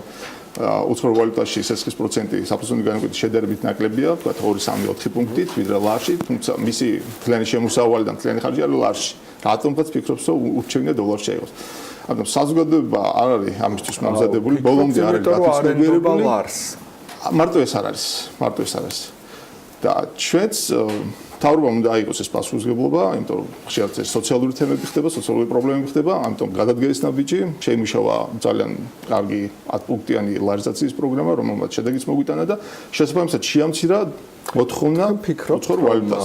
ამით ეს მოახდენს ლარის კურსზე პოზიტიურ ზემოქმედებას. მათ შორის ესაც. თქვენ ისე სხვა დადებითი ტენდენციები გვაქვს ეკონომიკაში, მაგალითად რემიტენს ეგრეთ წოდებული რემიტენსებიდან გადმორიცხვები გაზრდილია მაისიდან 2017 წლის მაისში 2017 წლის მაისში და ხო ჩვენი ეკონომიკის დამსახურება არ არის პირიქით რაც მეტია გადმორიცხვები ეს ნიშნავს რომ მით ცუდი ეკონომიკური მდგომარეობა ხალხის სხვაგან მიდის აქ ვის დამსახურებაზეა ესა ვისი დამსახურებაა ეს ამაზე არ არის საუბარი ფაქტია რომ გვაქვს დადებითი ტენდენცია მეტი ვალუტა შემოდის ანუ ხალხი უფრო ტურიზმია გაზრდილი მნიშვნელოვანი არის ტურიზმი გაზრდილი რიგითი მოქალაქეც კი შეამჩნევს ქუჩაში რომ გავიდეს რომ რა რაოდენობის ტურისტია შემოსული საქართველოში ყველაფერი ეს დადებითი ტენდენციები ერთმანეთს ემატება და გვაქვს ამ ეტაპზე საკმაოდ მყარად ვალუტის გაცვლით კურსი ამისგან რა ეფექტს ელოდებით დაახლოებით რა პუნქტობრივი ცვლილება უნდა იყოს თუნდაც იგივე სესხების ნაწილში როდესაც ლარში მოხდება ფასდადება იგივე უძრავ ქონებაზე ან ავტომობილებზე რა თქმა უნდა თავის შედეგი ექნება 2018 წლის 1 იანვრამდე როგორც იცით არის შეზღუდვა რომ 100,000 ლარამდე სესხი ფიზიკურ პირებისთვის გაიცეს აუცილებლად ლარში ხოლო 2018 წლის 1 იანვრიდან ეს უკვე იქნება 200,000 ლარის პარალელში ეს თავისთავად შეამცირებს მოთხოვნას დოლარზე, გაზდის მოთხოვნას ლარზე, რაც თავისთავად დადებითად აისახება გასვლით კურსზეც, მის სტაბილურობაზეც და პარალელურად ამისა, ეროვნული ბანკი ზრუნავს ამისთვის და კომერციულმა ბანკებიც დაიწყეს ეგრეთ წოდებული გრძელვადიანი ლარის საკრედიტო რესურსების მოზიდვა. ან ჭირდებოდა ბანკების ჯამში ეს ყველაფერი? ეს საჭიროება გაჩნდა კი ბატონო, ბოლო დროს ობლიგაცია გამოუშვა საქართველოს ბანკმა, საკმაოდ დიდი მოცულობით. სულ რამოდენიმე დღის წინ დაანონსა TBS ბანკმა, რომ 45 მილიონი ლარის საკრედიტო რესურსის მოზიდვა მოახერხა. ანუ ეს ტენდენცია დაწყებულია და ვფიქრობ, რომ ეს ანუ გამოვიდა რომ ფიზიკურ პირზე ჩვენ უკაცრავად ხო ფიზიკურ პირებზე არა იურიდიულ პირებზე ჩვენ მივიღეთ 10%-იანი კლება, ანუ მატება ლარიზაციისკენ და იურიდიულ პირებზე 7%-იანი ხორშემცლია. პირველი ციფრი ეს იყო ფიზიკური პირების სესხები, ხოლო მეორე ზოგადად მთლიანად, ანუ ეს გაყოფილია. კარგი. ერთი ხო, აი ამ პუნქტებთან დაკავშირებით მინდა ზუსტად მეკითხა. შეიძლება ცოტა დროს ვუსწრებთ, მაგრამ მაინც მომავალწილიდან კიდევ გაიზრდება მოცულობა, როცა ბანკში მხოლოდ ლარში შეგეძლოთ ეს ხდება. რამდენი ხნის განმავლობაში ვარაუდობთ ამ ტემპებით, როცა 10 პუნქტიანი ცვლილება გვაქვს სესხების მოცულობაში, რომ იძულებით იყოს ლარში სესხის აღება ბანკებისათვის შემთხვევაში შეზღუდვაში მოსული. აი რამდენი წელი შეიძლება რომ ეს შეზღუდვა მოქმედებდეს? ამის წინსა პროგნოზირება რთულია, თუმცა რა თქმა უნდა დავაკვირდებით პარამეტრებს, სანამ დაახლოებით დინამიკის შეფარდება სანამ არ ჩამოვა თანაფარდობა უცხოურ და ეროვნულ ვალუტაში აღებული სესხებისა იმ ასე ვთქვათ უსაფრთხო დონემდე, რაც მისაღები იქნება საბანკო სექტორისთვის და მონეტარული პოლიტიკისთვის, ვფიქრობ, რომ მანამდე გაგრძელდება ეს შეზღუდვა. ამასობაში ხალხი მიეჩვევა, რა თქმა უნდა, მიეჩვევა უფრო მეტ პატივსცემს და მეტ მოთხოვნა გაჩნდება ეროვნული ვალუტისადმი, ტრანზაქციების გახორციელება ეროვნულ ვალუტაში, ეს ყველაფერი ჯამში კომპლექსურად ხელს შეუწყობს ლარის სტაბილურობას. ბოლო კითხვებიდან ბატონ გიორგი, რახან აგზავნდებით, პირველ კვარტლის მონაცემებს მინდა დაუბრუნდე. რეინვესტირება პირდაპირ უცხოურ ინვესტიციებში მოცულობა არის გაზრდილი თითქმის 4-ჯერ. მე კიდევ ერთხელ პირველ კვარტალზე ვსაუბრობ, საქსათი ცხადია და მიმდინარე წელს პირდაპირ უცხოურ ინვესტიციებში უკვე თანხაში გამოყვანილი, რა ჩვენ მოვიკითხეთ, ეს იყო 202 მილიონი ლარი. შესაბამისად, ჩარჩენო ანალოგიურ პერიოდში მოცულობა თითქმის 4-ჯერ ნაკლები იყო 53 მილიონი ლარი. მოვიკითხეთ, რამდენიმე კითხვა დავსვით ექსპერტებთანაც, პრინციპში ჩვენც ამის ეჭვი გქონდა, ადასტურებს თუ არა საქართველოს შემოსავლების სამსახურის უფროსი, რომ ეს არის საგადასახადო რეფორმის იმ ეფექტის შედეგი, რომელიც ეგრეთ წოდებულ ესტონურ მოდელს ახლდა თან, გულისხმობ, როცა პირველი იანვრიდან მიეცათ სტიმულირება მეწარმეებს რეინვესტირების თემაზე. თქვენით რომ ძალიან მნიშვნელოვანი რეფორმა ჩატარდა და დაინერგა ეგრეთ წოდებული ესტონური მოდელი, თუმცა ჩვენი ესტონელი კოლეგები გვეუბნებიან რომ ეს იმდენად მაგაზე მე ბოლო კითხვა, მაგრამ როცა თქვენი კოლეგა აქვს სტუმრობდა ბატონი ლაშახუციშვილი და თქვათ აღარ არის ეს მე მგონი ესტონური მოდელი და ისინი ეძახიან უკვე ქართულ მოდელს ეძახიან კი ბატონო. ჩვენ შემოგჭა ეს ესტონური მოდელი დეგუსტოს როგორც ეძახით იმ ოკაციას და ახლობით ის. და ლიტვა არის ეროვნულად დაინტერესებული რომ ჩვენი მოდელი კარგად შეისწავლოს და ანუ მეზობელ ესტონეთს აუვარებდი გამოდის ფაქტია მას რომ რაღაცა უკეთესი სავარაუდოდ უკეთესი მოდელი გამოგვივიდა ჩვენ. რა თქმა უნდა, ყველაფერმა ამან თავის გავლენა იქონია, როგორც მოგხსენება წინასწარ გაკეთებული იყო ეგრეთ წოდებული მრია რეგულაციის ზეგავლენა ამ ყველაფერზე გარკვეული დაშვებებით იყო გათვლები გაკეთებული, რომ ეს გამოიწვევდა რა თქმა უნდა ინვესტიციების ზრდას და ეკონომიკის ზრდას და ვარაუდობ ჩვენ რომ ეს გარკვეულწილად სწორედ მუგების გადასხადის ამ რეფორმის შედეგიც არის. უკვე საწყისი ეტაპია შედეგების. მადლობა სტუმრობისთვის. მადლობა რომ დილა საქმიანად გაატარეთ. არ გვაკლია ინფორმაციები მათგან, თუმცა მომავალშიც ფინანსთა სამინისტროს წარმომადგენლებს და მესვეურებს ველით ჩვენთან ეთერში. მადლობა საქართველოს შემოსავლების სამსახურის ხელმძღვანელს გიორგი თაბუაშვილის სტუმრობისთვის. ჩვენ ახლა გავალთ შედარებით ძელვადიან ამინდის პროგნოზე, რომელსაც მოყვება ასევე სარეკლამო ჭრა ყველა ვარიანტში კი ბატონო და თქვენ გექნებათ საშუალება კიდევ მინიმუმ 2 სტუმარს უძგიროთ და პირველი საშუალებით და ასევე მოისმინოთ ეს ყველაფერი რადიო ჰერეთის და რადიო თბილისის საშუალებით. სულ მალე რიჩი ივენთის დამფუძნებელი თამთარიჩი და კიდევ ერთი აუცილებლად იქნება ფასკუნჯებზე ნადირობა და ნიკა როსტომაშვილი. დაელოდეთ სულ მალე დაგიბრუნდებით.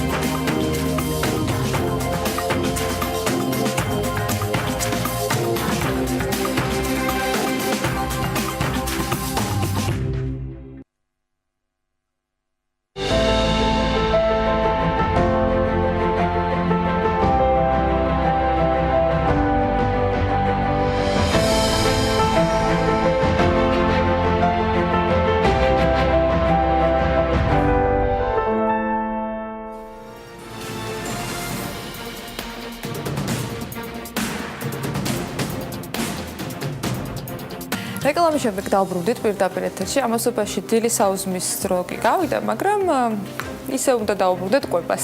და ალბათ მოგანდომებთ კიდეც გემრიელ საჭმელს. ქუჩაში კვებას ამჯერად და თან ფესტივალის კონტექსტით 1 ივლისს Street Food ფესტივალი გაიმართება. ქართველებს კულინარიული შედევრების მიმართ რომ განსაკუთრებული დამოკიდებულება აქვს, ამაში ახალი არაფერია და ფესტივალის ორგანიზატორებმა ამ ძველი და ზოგჯერ კალორიული ტრადიციის ტურისტებისთვის გაზიარება სწორედ 1 ივლისს გადაწყვეტეს. პირველად საქართველოში სტუმრებს და ადგილობრივ მცხოვრებლებს ეძლევათ საშუალება, რომ ერთ სივრცეში დააგემოვნონ წამყვანი ქართული და უცხოური რესტორნების მიერ წარმოდგენილი კერძები და ტკბილეული.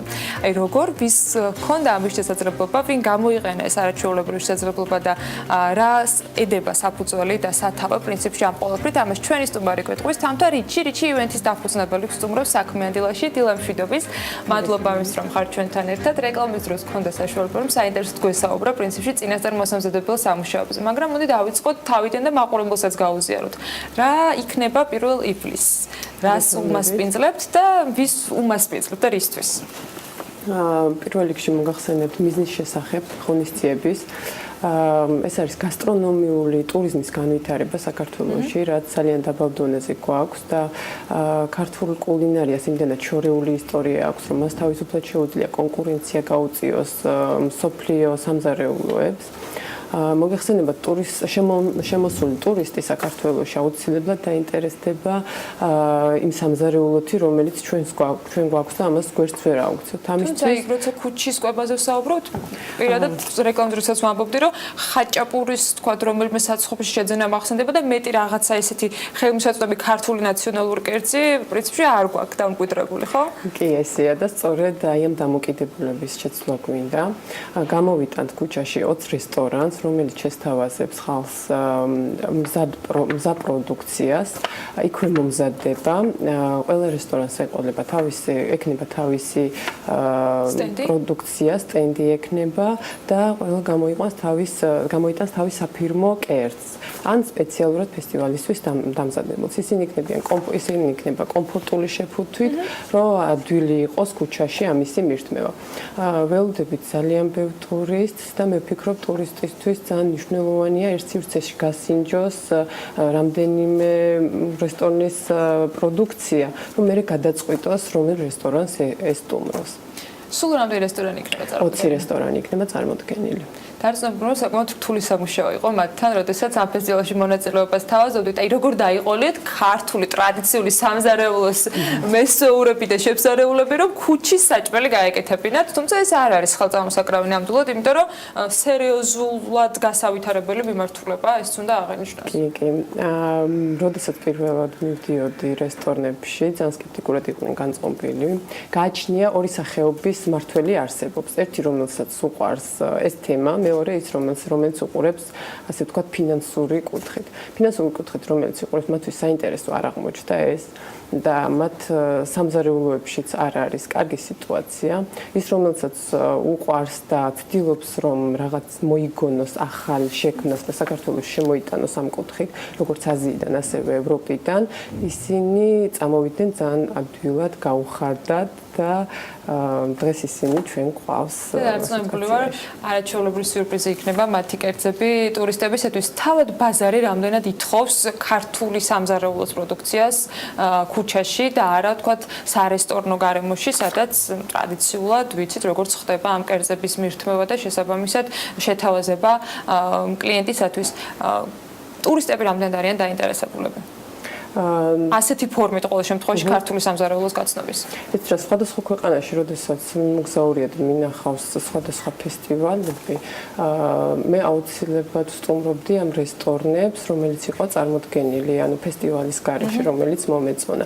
ტურისტებისთვის ეს ძალიან მნიშვნელოვანია, იმიტომ რომ ისეთი ტურისტული ადგილები, სადაც გვაქვს ჩვენ თბილისში, არ არის იმისი საშუალება, რომ კომფორტულად თუნდაც ან გემრიელად, სუფთად რომ მიირთვან და აქედან გამომდინარე, როდესაც ეს ერთდღიან ფესტივალზე ხდება, რა თქმა უნდა, ის აუცილებლად მოვა იმ ტერიტორიაზე, სადაც იქნება ეს ფესტივალი. ხო, ტურისტებისთვის იქნება განკუთვნილი ეს ფესტივალი. როგორ და მოუხვდეთ და რა არის საჭირო იმისათვის, რომ მივიღოთ შესაძლებლობა დავაგებოვნოთ street food-ი, ოღონდ ქართული საკვებით.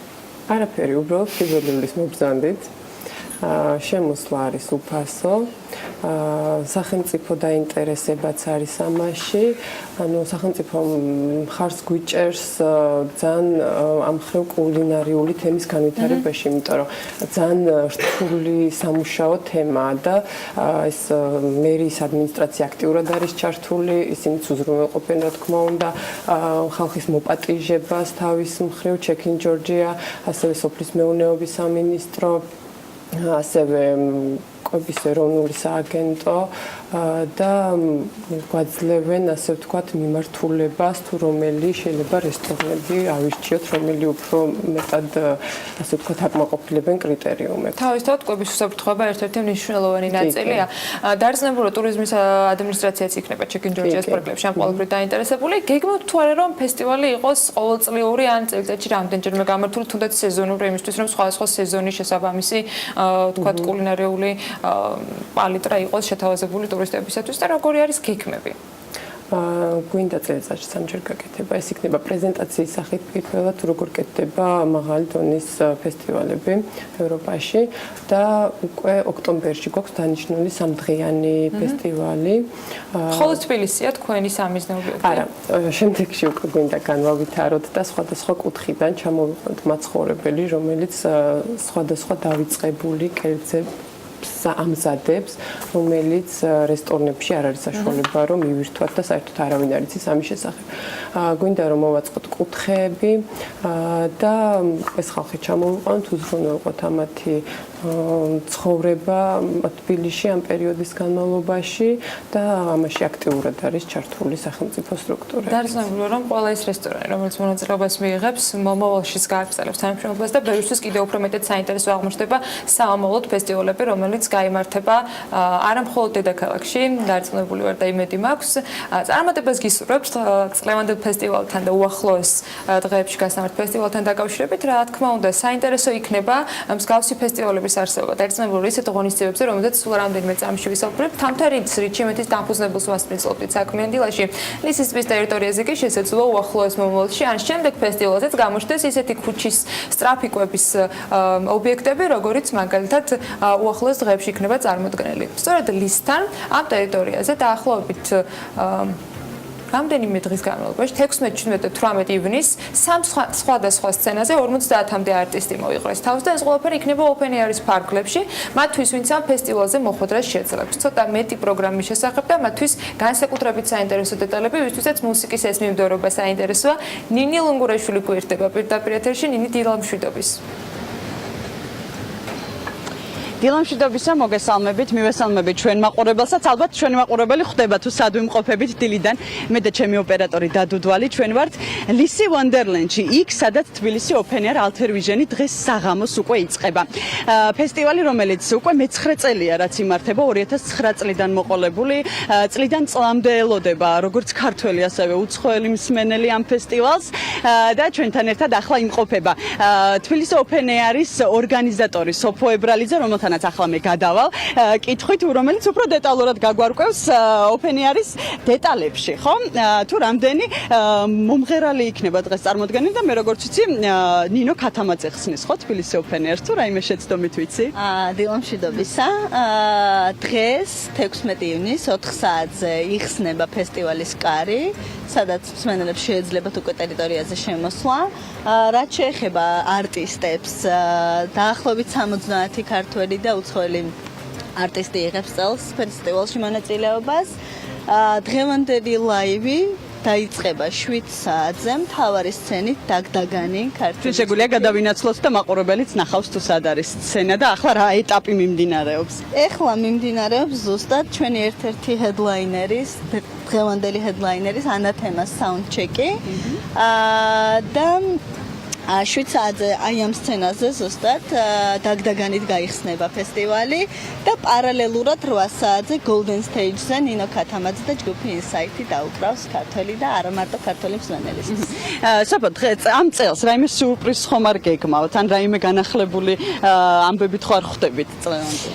იცი, განახლებული პრინციპში ყოველწლიურად არის ხოლმე ფესტივალი, თუმცა წელს მოხდა პირველად, როდესაც იგივე ლოკაცია დავტოვეთ, ლისი ვონდერლენდი, იმიტომ რომ ისე მოვიხდინეთ შარშან ეს ტერიტორია, რომ გადავწყვიტეთ, რომ მისამართი იგივე დარჩენილიყო.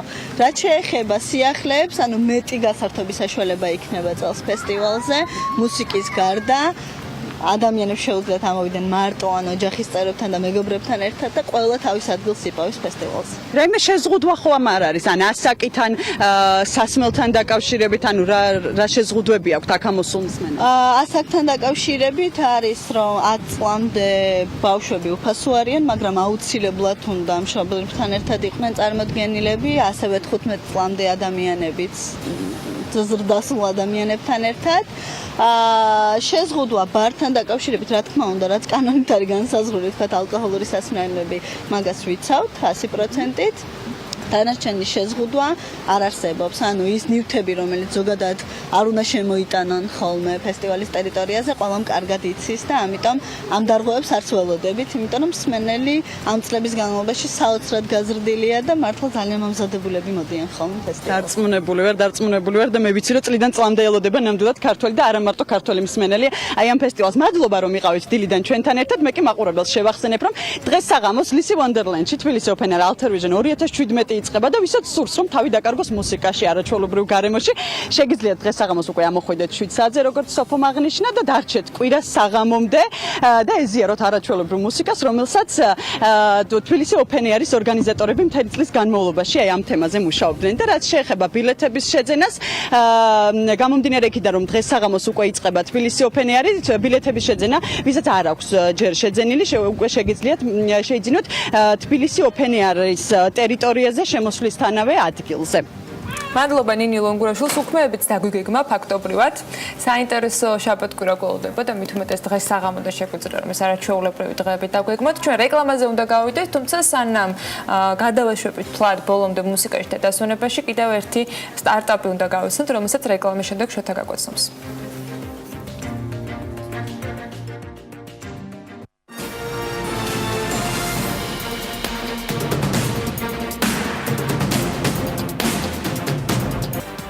რეკლამის შემდეგ დავბრუნდით საქმიანი დილით პირდაპირ ეთერში ჩვენი რუბრიკის ფასკუნჯებზე ნადირების რუბრიკის დროა პარასკევს რომელი რუბრიკითაც ვცდილობთ ერთ-ერთი ინტერესი გაუღვივოთ ახალგაზრდობას ტექნოლოგიური სფეროს მიმართ ინვესტორებს კი ახალგაზრდების იმ იდეების მიმართ რომელთაც წარმატების შემთხვევაში შესწავთ უნარი სოფლიო შეცვალონ პატარა ქვეყანაში დაბადებული გლობალური იდეებით დღეს ჩვენი სტუმარია ნიკა როსტომაშვილი ვირექსის აღმასრულებელი დირექტორი და კომპანიის თანადამფუძნებელი, რომელიც გვესაუბრება თავის კომპანიაზე პრეზენტაციით და არის ერთ-ერთი შეგვიძლია ვთქვათ, რომ ტურიზმის ინდუსტრიის ნაწილი ხართ? კი, შეგვიძლია ვთქვათ, ეს ერთ-ერთი ყველაზე მზარდი და სტრატეგიული ინდუსტრიის ნაწილია საქართველოსთვის, თუმცა რასაც აკეთებს, ინოვაციურია მსოფლიო მასშტაბით. შეგვიძლია პლაზმასთან გადავინაცვლოთ და გავაკეთოთ პრეზენტაცია. მოგესალმებით, გახლავართ ნიკა როსტომაშვილი, როგორც წარმოადგენს და მე მინდა წარმოგიდგინოთ ჩვენი კომპანიის საქმიანობის ძირითადი მიმართულებები და ის თუ რას ვაკეთებ და რა ღირებულებას ვქნით ტურიზმში. ცნობილი ფაქტია, ჩავთვალე სლაიდი. ცნობილი ფაქტია, რომ ტურიზმი არის ერთ-ერთი ურთულესი ინდუსტრია მთელ ინდუსტრიებს შორის. რატომ არის? იმიტომ რომ ბევრი ცვლადია, ბევრი კომპონენტია, ადამიანები სხვადასხვანაირები არიან და სხვადასხვა გემოვნება აქვთ დასასვენებელ ადგილებთან მიმართებაში. ის ფაქტი, რომ მთელ მსოფლიოს მასშტაბით ყოველწლიურად 1,200,000,000 ადამიანი მოგზაურობს აი ეს ფაქტი თვითონ ეს ციფრი ამით შეგვიძლია წარმოვიდგინოთ თუ რა ამხელა ინდუსტრიაა ეს და მარტო მარკეტინგში 500 მილიარდი დოლარი იხარჯება იმ ადგილების რომელიც არის ტურისტული ადგილების ტურისტული ადგილი, ტურისტული ატრაქცია, სასტუმროები, დასვენებელი ადგილები და ასე შემდეგ. და ძალიან საინტერესო ფაქტია ის რომ ამ 500 მილიარდის სწორი ეფექტიანი ხარჯვის კოეფიციენტი, ანუ ის რომ მაგალითად სასტუმრომ რეკლამა გააკეთა, დახარჯა რაღაც თანხა, ვთქვათ 100 ლარი და აი ამ 100 ლარის ეფექტიანობა, ანუ ის რომ ვიღაცა გადაიქცეს კლიენტად ამ 100 ლარის შედეგად, ხო, ამ დახარჯული 100 ლარის შედეგად არის საკმაოდ დაბალი. აი სლაიდი ვარ შემდეგ შეიძლება და ეს არის 0.9%. ანუ მთელ მსოფლიოს მასშტაბით ეფექტიანობა სარეკლამო და ნახარჯის ტურიზმში არის 0.9%. და ეს არის ის ტკივილი, სწორედ რომელსაც ჩვენ ვკურნალობთ, ასე ვთქვათ, ჩვენი ტექნოლოგიით, იმ ინოვაციური მეთოდით, რომელიც ჩვენ გვაქვს. და ეს არის ვირტუალური რეალობა. ვირტუალური რეალობა არის დღესდღეობით უკვე ყველაზე დიდი ტექნოლოგიური ტრენდი და ყველაზე დიდი ამბავი, რაც არსებობს ტექნოლოგიურ სფეროში, ამას მე არ ვამბობ, ამას ამბობენ ავტორიტეტული გამოცემები და კვლევითი ცენტრები. ცნობილი ფაქტია ის, რომ ვირტუალური რეალობის და ინტერაქტიული 360 გრადუსიანი ვიდეო მასალის ეფექტიანობა სარეკლამო დანიშნულებით როცა ვიყენებთ არის 9-ჯერ მეტი ვიდრე ნებისმიერი სხვა სარეკლამო მატარებლის. ესეც არ არის ჩემი სიტყვები, ამას ამბობს ძალიან ავტორიტეტული ტურისტული კომპანია, რომელიც კვლევით საქმიანობას ძალიან აქტიურად აფინანსებს. ტომას კუკი არის სახელი ამ ტურისტული კომპანიის. და 180%-ით უფრო შედეგიანია, ანუ აი კონვერსიის, ანუ პოტენციური მომხმარებლის კლიენტად, მომხმარებლად გადაქცევის რეიტინგი, ანუ პროცენტულობა, ალბათობა იმისი არის 180%-ით მეტი ვიდრე ნებისმიერი სხვა მედიუმის, სარეკლამო მედიუმის. ვირტუალური რეალობა ამ წელიწადში იყო ყველაზე უფრო ინვესტირებადი ინდუსტრია, ვიდრე აქამდე ყოფილა და არის ძალიან დიდი პრეცედენტები იმისა, რომ პატარა კომპანიები, რომლებიც იყვნენ დასაწყის ეტაპზე, პროტოტიპის შექმნის ეტაპზე, მათ აიღეს ისეთი ინვესტიცია, როგორც არის 100 მილიონი, 80 მილიონი, 53 მილიონი და ასე შემდეგ. ამ ინდუსტრიაში, ამ სფეროში ინვესტირებას აქტიურად ახდენენ და უკვე აქტიურ მოთამაშეებად მოგვივლინენ ისეთი კომპანიები, როგორიც არის HTC, Microsoft, Sony, Google, Samsung, ამ სიას ბოლო არ აქვს, ყველა დიდი კორპორაცია აქტიურად $1 მილიარდ დებს ვირტუალური რეალობის ტექნოლოგიის განვითარებაში. მე შემიძლია თამამად გითხრათ, რომ ეს არის ისეთი მასშტაბის და ისეთი მნიშვნელობის ტექნოლოგია, როგორიც იყო თავის დროზე ტელევიზია, როდესაც არსებობდა რადიო. დღეს იმ ვირტუალური რეალობა არის ძალიან დიდი ტრენდი და ამაზე არავინ არ დაობს. რაშია ახლა ჩვენი ბიზნესის და ჩვენი ბიზნეს მოდელის არსი? ჩვენ ვიყენებთ ვირტუალურ რეალობას იმისათვის, რომ ადამიანებმა უფრო სწორად შეარჩიონ ის ადგილები, სადაც მათ უნდათ დასვენება. მაგალითად, მე ვარ ადამიანი, მე 34 წლის ადამიანი ვარ, რომელსაც ჩემი გემოვნება მაქვს ტურისტულ ადგილებთან მიმართებაში. ვიღებ აი ამ ესეთ მოწყობილობას, რომელიც საკმაოდ იაფიღირს, ვიღებ ჩემს ტელეფონს, ჩემს smartphones, ვიწერ აპლიკაციას, რომელიც ჩვენი გაკეთებულია, ვდებ ამ ტელეფონში, ამ მოწყობილობაში და ვათვალიერებ ადგილებს. ვათვალიერებ ადგილებს, რომელიც დაყოფილია ადამიანების ტიპაჟების მიხედვით. და მე ძალიან მალე, ძალიან სწრაფად მივაგნებ იმ ადგილს, რომელიც მე ძალიან მომეწონება და მე დიდი ალბათობით ბედნიერად ვიგრძნობ თავს იმ ადგილას. ცნობილი ფაქტია, ბევრი კვლევა ასევე ამბობს იმას, რომ ადამიანები უმეტეს შემთხვევაში, როდესაც გადაიხდიან რაღაცა ტურისტულ მომსახურებაში თანხას და რაღაც ადგილს შეარჩევენ, სადაც პირველად მიდიან, როდესაც ჩადიან იქ, მათ აქვთ იმედგაცრუება. რასაც ელოდნენ, ის არ არის, ის ადგილი ესეთი არ არის. იმიტომ რომ მას ტურისტულმა კომპანიამ აჩვენა სურათები, ან ინტერნეტში ნახა სურათები და ეს ქმნის შეხედულებას ამ ადგილის მიმართ, ისეც როგორც უნდა გამყიდველს და არა ისეც როგორც არის ის რეალობაში. ჩვენ ვაჩვენებთ რეალობას. აი ამ ტექნოლოგიის საშუალებით, რომელიც ყველაზე სწორი და ყველაზე ეფექტურია სწორედ ამ საქმეში. მე ბევრი ლაპარაკის გარეშე შემიძლია ვისაუბროთ, გადმოვცეთ და გამოვხატო ჩვენი აი ამ აპლიკაციის მთავარი ღირებულება. ის იწვევს ღიმილს და ის ანდომებს ადამიანებს, რომ დაჯავშნონ ის ტურისტული მომსახურება, ზუსტად ის ტურისტული მომსახურება, რომელიც მას შეიძლება მოეწონოს და რომელიც ზუსტად მის გემოვნებაში ზის. და აი ახლა რა გავაკეთეთ? სარეკლამო კლიპს როცა ვამზადებდით, ვფიქრობდით 1000 ვარიანტზე, როგორ გავაკეთოთ და ბოლოს ჩამოყალიბდი ესეთ რამეზე. უბრალოდ ჩავთეთ ჩვენი აპლიკაცია, გამლელებს არა საქართველოში რო ხა მაინც ჩემი ხათრით ვიღაცამ რაღაც გააკეთოს.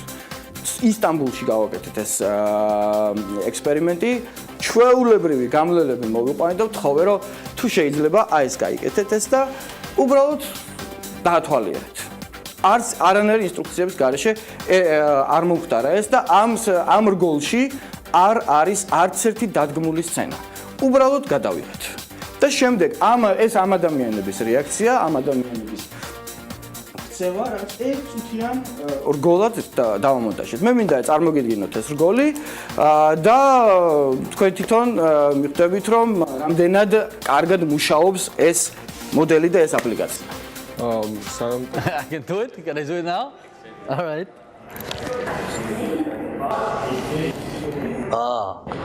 çok güzel. Now I'm in a festival, I guess. So that transports me to other places. Let's see the hotel. Dağdayım. Şu an yine kayıyorum.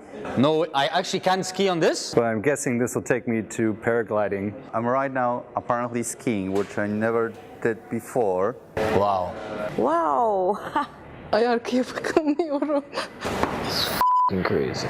This is crazy. Oh, harika. It's fantastic. They're booking. I want a booking too. May I book now or? I'll book it right away. Oh, so this is where I can book. Yeah, I want to book him.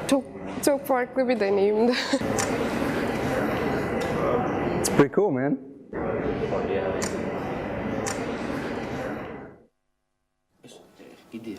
But you enjoy it, right? Yeah. So you gotta learn how to ski.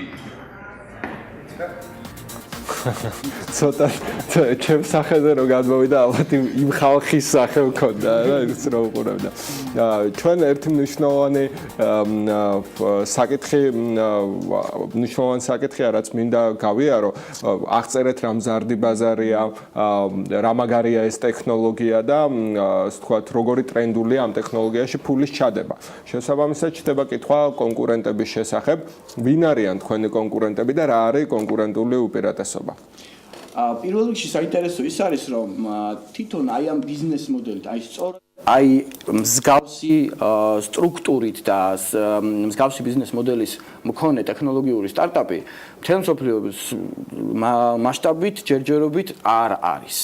არის ძალიან ბევრი კომპანია, რომელიც უკვე იყენებს აქტიურად ვირტუალურ რეალობას სხვადასხვა დანიშნულებით და ეს სინერგია სხვა ტრადიციული ინდუსტრიის და ვირტუალური რეალობის ტექნოლოგიის ძალიან კარგად და ესეთი ბევრი кейსი არსებობს წარმატებული.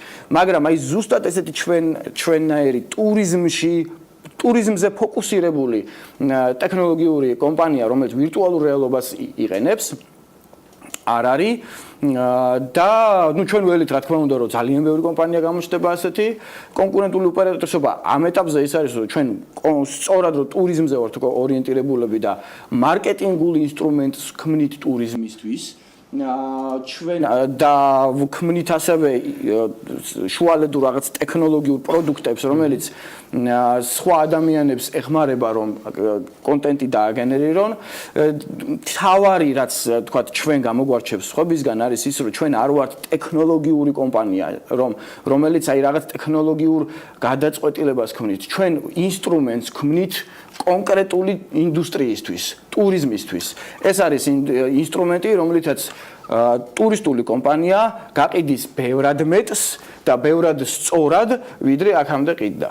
აჰა, გაყიდვების ციკლი რო აღწერო თქვენი, ან ადამიანი VR headsets უნდა ფლობდეს, ვინ არის თქვენი end user-ი? ანუ ვისთან ამყარებთ კომუნიკაციას? ჩვენ ახლა ოპერირებთ B2B მოდელზე. ანუ ჩვენი საბოლოო მომხმარებელი არის ტურისტული კომპანია. ან კომპანია, ანუ ადამიანი, რომელიც ოპერირებს ტურიზმში და მას აქვს რაღაცა ტურისტული პროდუქტები, რომელსაც ყიდის ტრადიციული მეთოდებით. ჩვენ ვაძლევთ მას თქვათ აი ამ აპლიკაციას, ვაძლევთ headsets და მას შეუძლია შემდეგ უკვე აი თქვათ მაგალითად ტურისტული კომპანია რომელიც ყიდის ერთდღიან ექსკურსიებს მცხეთაში. ტურისტული კომპანია რომელიც გუდაურში ტურებს ყიდის, ხო? ჩვენ მას ვაძლევთ ამ ინსტრუმენტს მიდის გამოფენებზე, ასე აჩვენებს უცხოელ კომპანიებს, პარტნიორ კომპანიებს, რომ აი ნახეთ მე რა კარგი ტურები მაქვს, ხო? ასე აჩვენებს, უტოვებს მათ ამ ინსტრუმენტს რეაქციებს რაც ვაჩვენეთ. ხო, დიახ, უტოვებს ამ ინსტრუმენტს, ის უცხოელი პარტნიორი მისი ასე მუშაობს მის პოტენციურ კლიენტებთან და უგზავნიან ამას კლიენტებს. ასევე ეს ტურისტული კომპანია თვითონ აი აქ ვინც ყავს თქვათ სამიზნე აუდიტორია მასთანაც ასე მუშაობს.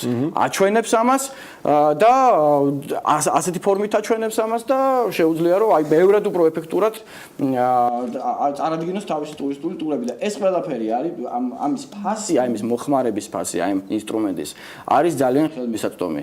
არ არის ისეთი რამ რომ აი რადგან მაღალი ტექნოლოგია რაღაც სასწაული ფასია. და რა მოცულობის ბაზარზე გვაქვს საუბარი, ანუ გასაგებია ტურიზმის ინდუსტრია რამხელაც არის, მაგრამ აი ეს VR-ით ტურიზმის სეგმენტი, ანუ ეს დათვლილია და ან სავარაუდო რიცხვები მაინც არის?